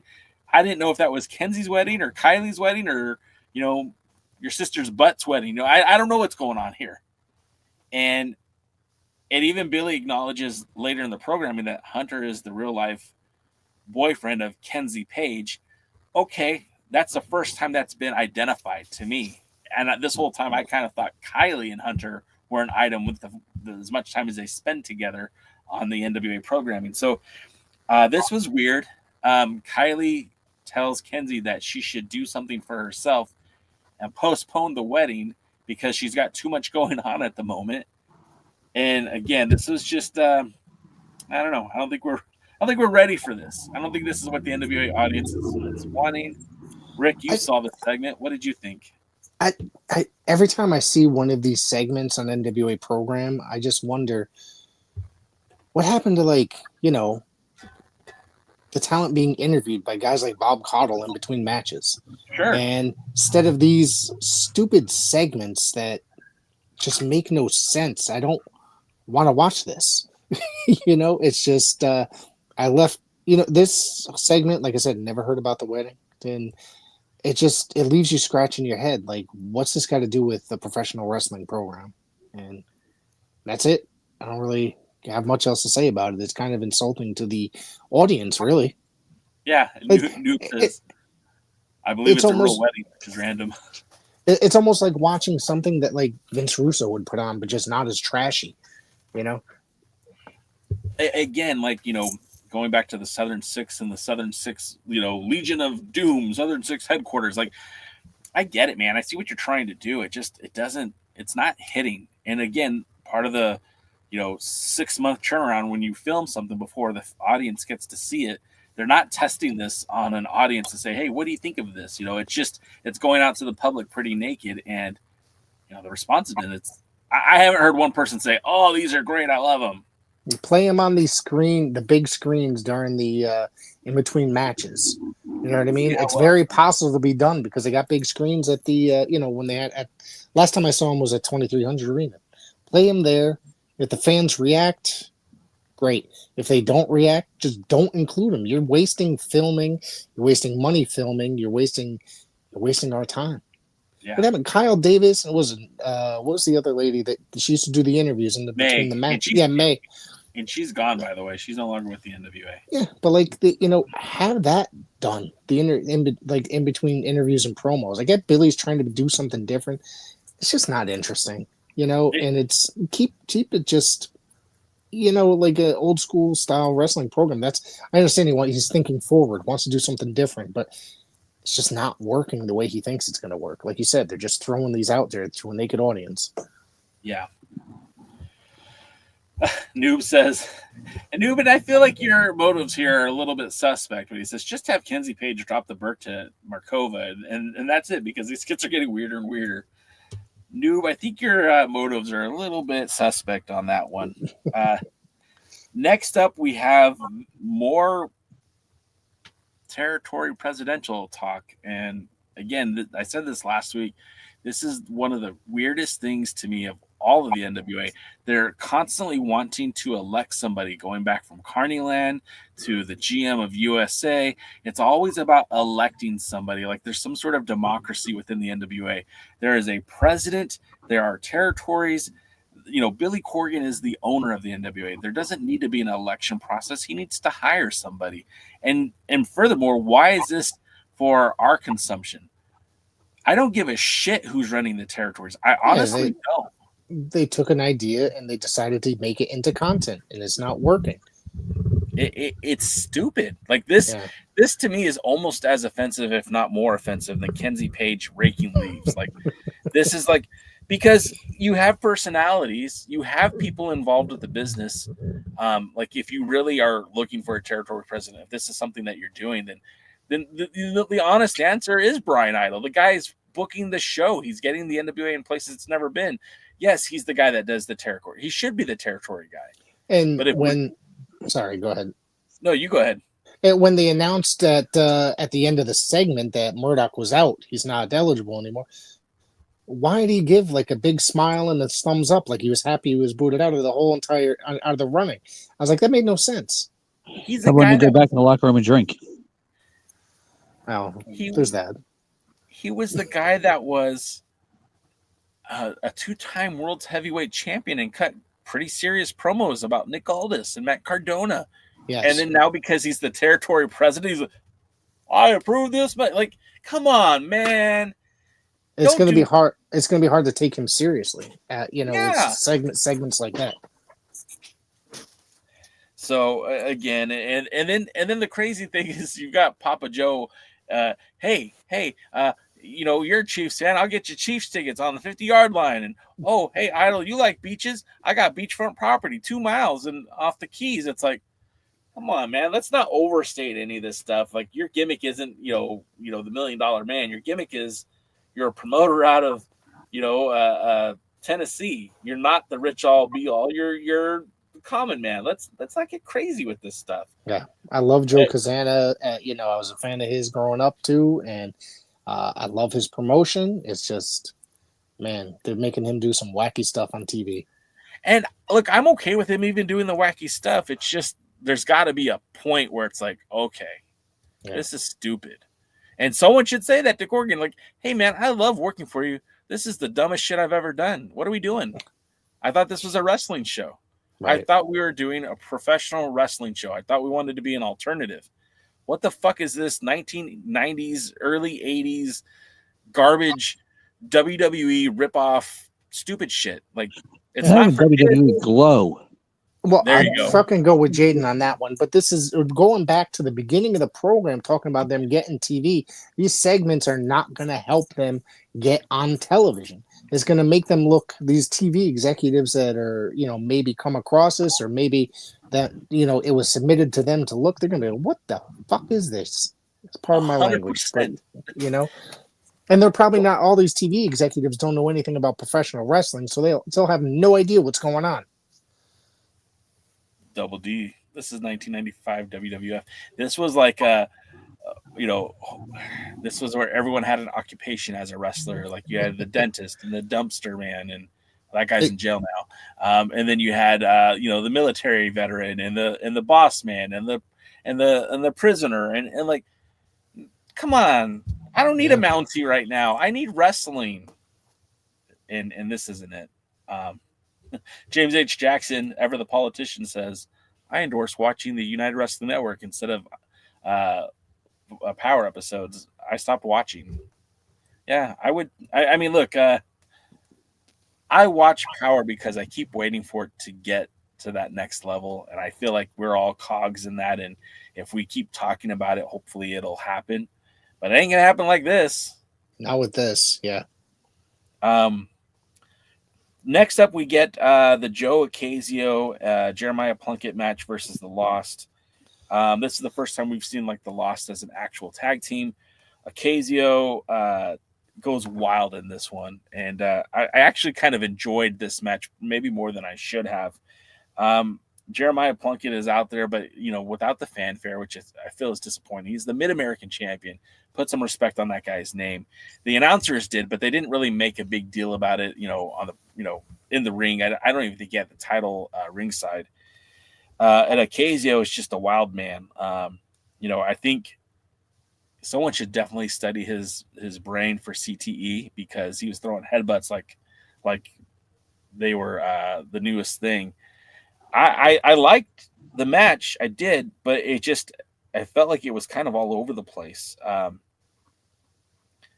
Plunkett looks great. I think he's in the best shape he's been in ever. And the matchup itself, I felt like was interesting. But then you get James Mitchell coming out. Lev interferes. As soon as Lev gets in the ring, rightfully the referee calls the match. Ocasio and Plunkett get the victory. But then you get a beatdown from the Lost on Ocasio, which they've had problems with him in the past anyways. I don't know where this is going. James Mitchell's back, and he's got, James Mitchell went from having Maxi Impaler, Judeus, and Sal and Gags to having Gags, Alex, and Lev. It's like kind of he kind of lost in that hand. I don't know what happened, but what did you think of this one, Rick? My opinion on Gags, right? I'm sure you've seen me complain about him online, the gimmick, and he's actually come back at me sometimes. I thought you were a Stevens fan. I am his least, it's the gimmick. I love professional wrestling. I believe it should be family entertainment as well. You know what I mean? Yeah. At least in the NWA, I don't think the Gags the Gimp is a family-oriented gimmick. So Jeremiah Plunkett is an amazing performer. I think he's a great professional wrestler. I love that guy.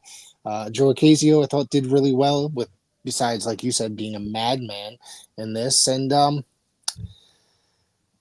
this was probably one of the better moments out of the damn TV show. The better hour, Yeah. And that's not saying a lot. It's not. No, it's really not. Yeah. Well, I mean, once we get to the next match. Yeah. So. And then thankfully there were no skits in between this. We just get the match between Austin Idol and Hunter. Brian Idol. Did I say Austin Idol? You definitely did. Oh, yes. Wow. Maybe I had a stroke. I'd probably, rather watch Austin Idol, not for nothing, but even I didn't like him in the 80s, so I didn't think he was that good. Man. Come on. I have never been a fan of Brian Idol, and the time he looked the most believable was in that promo with Silas Mason. And you know who gets the credit for that? For me, Silas Mason. Yeah. He could pull that energy out of somebody that necessarily can't do that on their own. Idol gets in the ring, and he's like way bigger than Hunter. So you expect this to be just a classic beatdown. They made this match the main event, which made me scratch my head too. Like, why is this the main event? Just because it filmed in that sequence, you don't necessarily have to put this match at the end of this show. Like, you could have saved it for the opening or middle or something else or YouTube exclusive. I don't know, but it just felt like this didn't belong on Power. And it was, it was a different Brian Idol. He was working more as a heel, which we haven't seen since the Mercurio phase. There was at one time where he had Drake beat and he pulled him up off the mat. And that's not something you see a lot out of a baby face for sure. So I was just, I didn't really love this match either. and I know what they were trying to build towards. It was like, if this is a matter of respect, you disrespected my woman, so I'm going to take it out on you. And at the end of the match, I mean, they shook hands. Drake looked pretty decent in some parts of this match, but I've never been a fan of Idol. I didn't enjoy it. And Idol ends up getting the victory with a Texas cloverleaf. But again, that doesn't even feel like a move that he normally does. You know, I don't think I've ever seen him win a match with a cloverleaf. But to be fair, I don't think I've ever seen him win a match. So with that being said, what were your thoughts, Rick? I couldn't deal with this. To be honest with you, it's two guys that I don't. Yeah, and I don't want to. Like, I feel like bad because it's like every week we're sitting here talking about the NWA, but I just want them to do better. And I feel like I'm just constantly trashing them with the talent that they're using.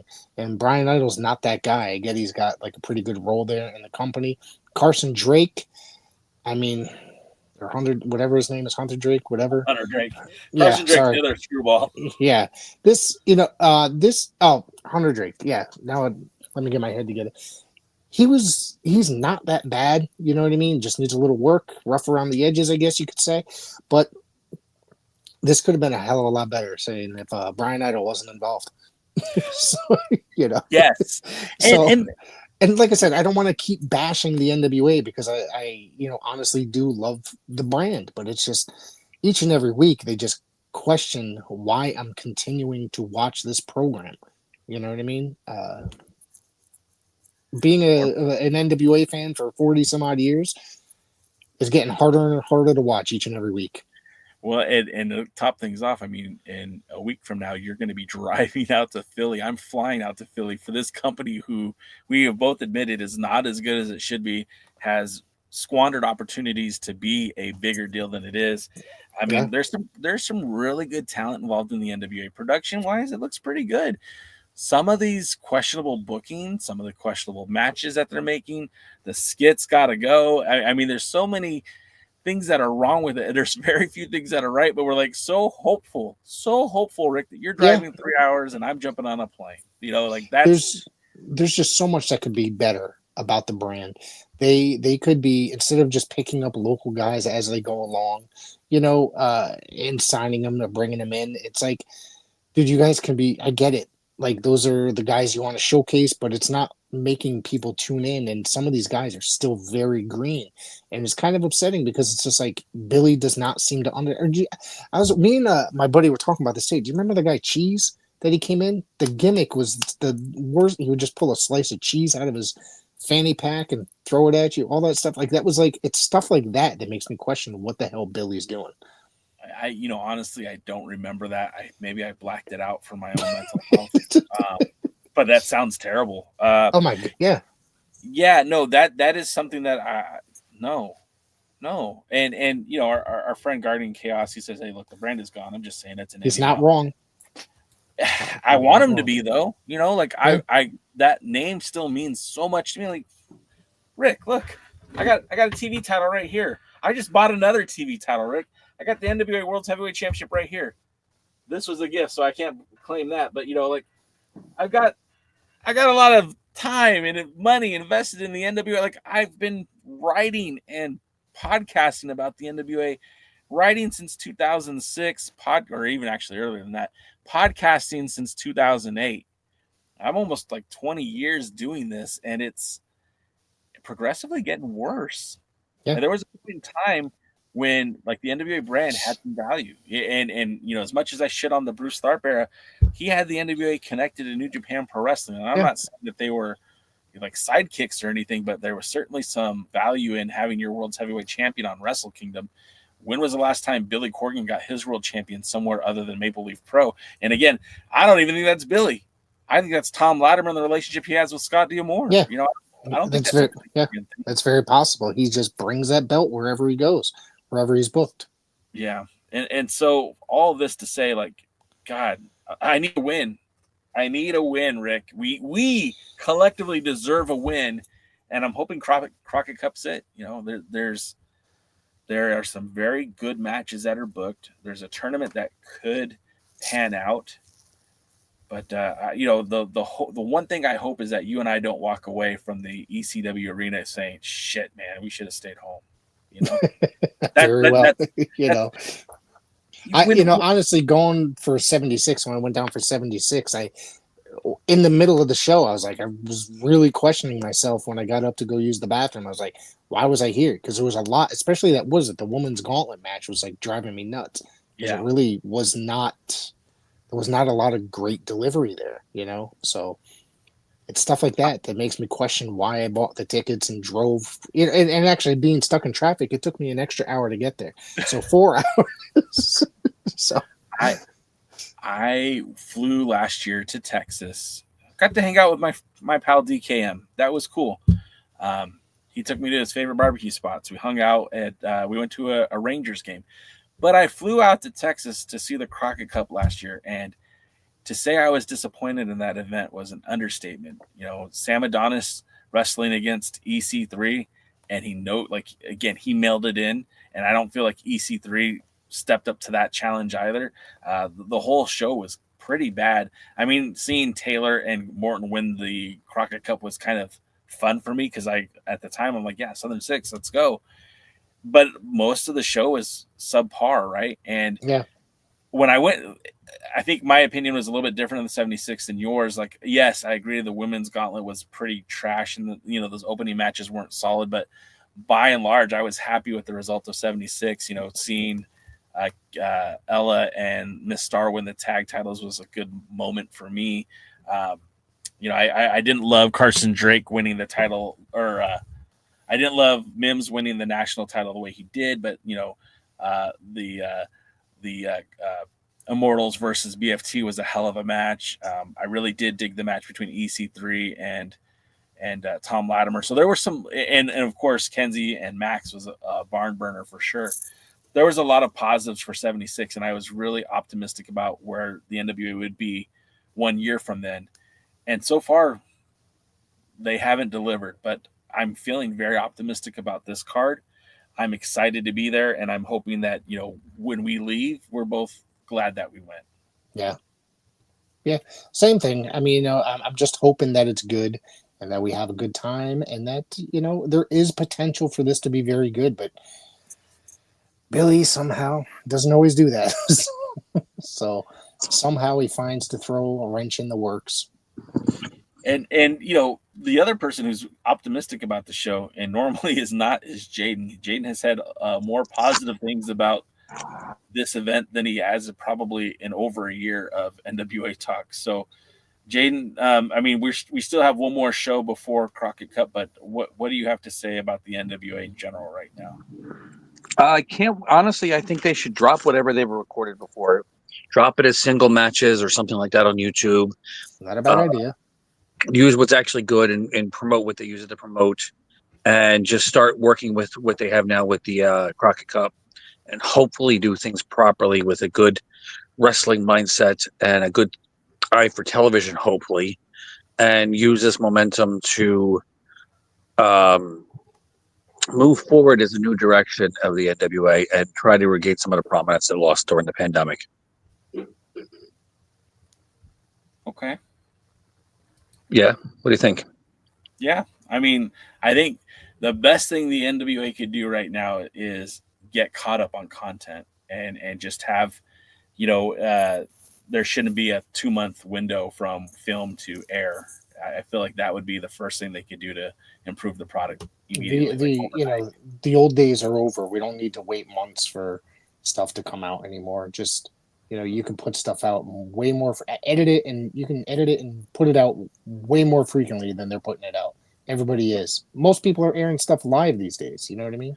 The first episode of Power filmed on a Friday, I think, maybe a Thursday, and it was aired on a Tuesday. How many episodes were they filming at a time for that? Did they do 3 days at a time? They filmed 2 days back to back, and then that was the whole first season, really, of Power. Okay. So it's possible. They know it's possible. That's just, what are you willing to do? What sacrifices are you willing to make? Who are you willing to pay? Because everything does have a price. I understand it's not free either, but right. Maybe Billy rockstar, being smashing buttons and all that stuff, and try to concentrate on really building the brand, the NWA brand. Yeah, I agree with that. Just a thought. Yeah, I mean, building the brand, I think, is they're again. These are minor things that if they changed, the product would get better almost overnight. But they have not committed to any of these changes. They have not done anything worth mentioning. So here we sit waiting for something better to happen. I want to wrap the show up, but I want to give you both a chance to plug what's going on next for you. So, Rick, I know Pro Wrestling Wire. I know the YouTube channel. You're popping off lots of shorts. I've been watching a few of them today. What's good? What's going on? Tell us about the YouTube channel. Tell us about what you're doing. Well, I've been kind of on hiatus from podcasting myself outside of this program here. So I'll be returning next week, Tuesday. I will be talking to Vern Gagne biographer Brian Ferguson about his new Vern Gagne book that he put out about a month or so ago. So that, and I believe that I recorded an episode with Brian Solomon and Shut Up and Wrestle for his program, which is Vanguard Network, and I believe that's either coming out next week or the week after. So that's what I got going on right now. Cool. That's exciting, and I'm hoping that maybe we could do some live content when we're out there in Philly next week. Absolutely. Jaden, I know that Dangerous Adrenaline Wrestling Gladiators have so many stokes in the fire. Things are moving. Things are happening. Tell us what's up next for Dog.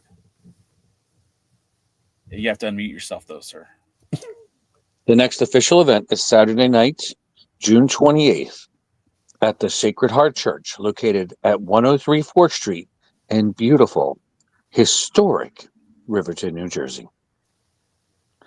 Already announced. You're going to get some exclusives here because we got most of the card announced. Well, not announced. Actually, most of the card scheduled. It will be announced. It was supposed to be put out this Monday, but things came up that delayed it.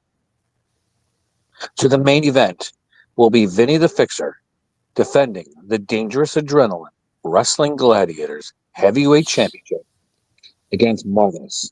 Marvelous has a really good win-loss record in Dog, has wins over David Goldie, and he won his shot at the Dog Championship, and he got that on the 28th of June at the Sacred Heart Church. Also on the card, for the Dangerous Adrenaline Wrestling Gladiators Tag Team Championships, the War Devils of Dave Dahl and Dylan Mesh will defend the Dangerous Adrenaline Wrestling Gladiators Tag Team Championship against former Ring of Honor Tag Team Primal Fear. They hold a lot of championships around this area, and now they're looking to hold the most prestigious titles in all of South Jersey, the Dangerous Adrenaline Wrestling Gladiators Tag Team Champions. David Goldie will be defending the World Wrestling Grand Prix Championship against former Dog champion Justin Adams. Oh, yeah. Valerie Verman will be defending the World Wrestling Grand Prix Women's Championship against #1 contender Stevie Brooks. Samuel Thompson will be on the card, Dad Bod, Nick Bati, Getty Cahoon, Connor the Flag Boy, and D-Get Bundles. You'll see him in Ohio Valley Wrestling. He was also on the Netflix Ohio Valley special called The Wrestlers. Yep. Biggie Biggs will be there. Silver Lobo. Tank Tolan, former WWE superstar. Jack Martins. Really good, top to bottom, amazing wrestling card. And again, it's $20 ticket. That's cheaper than going to any SmackDown event. It's not free like AEW. You actually have to buy your tickets for Dog.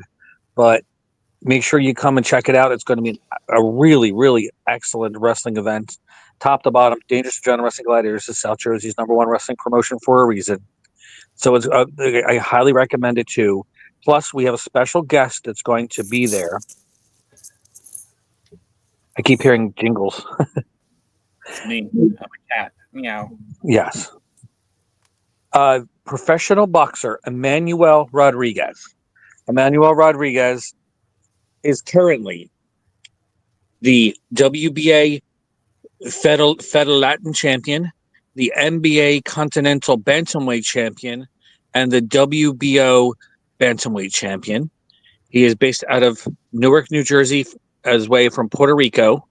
He'll be fighting pretty soon at the Hard Rock Cafe in Atlantic City, New Jersey, and he'll be making a special appearance at Dog Pro Wrestling. I don't know what he's going to be doing, but he's going to be there to something special with Dog Pro Wrestling, and it's nice to have people from the area that are starting to make a name for themselves in other sports starting to acknowledge Dog Pro Wrestling.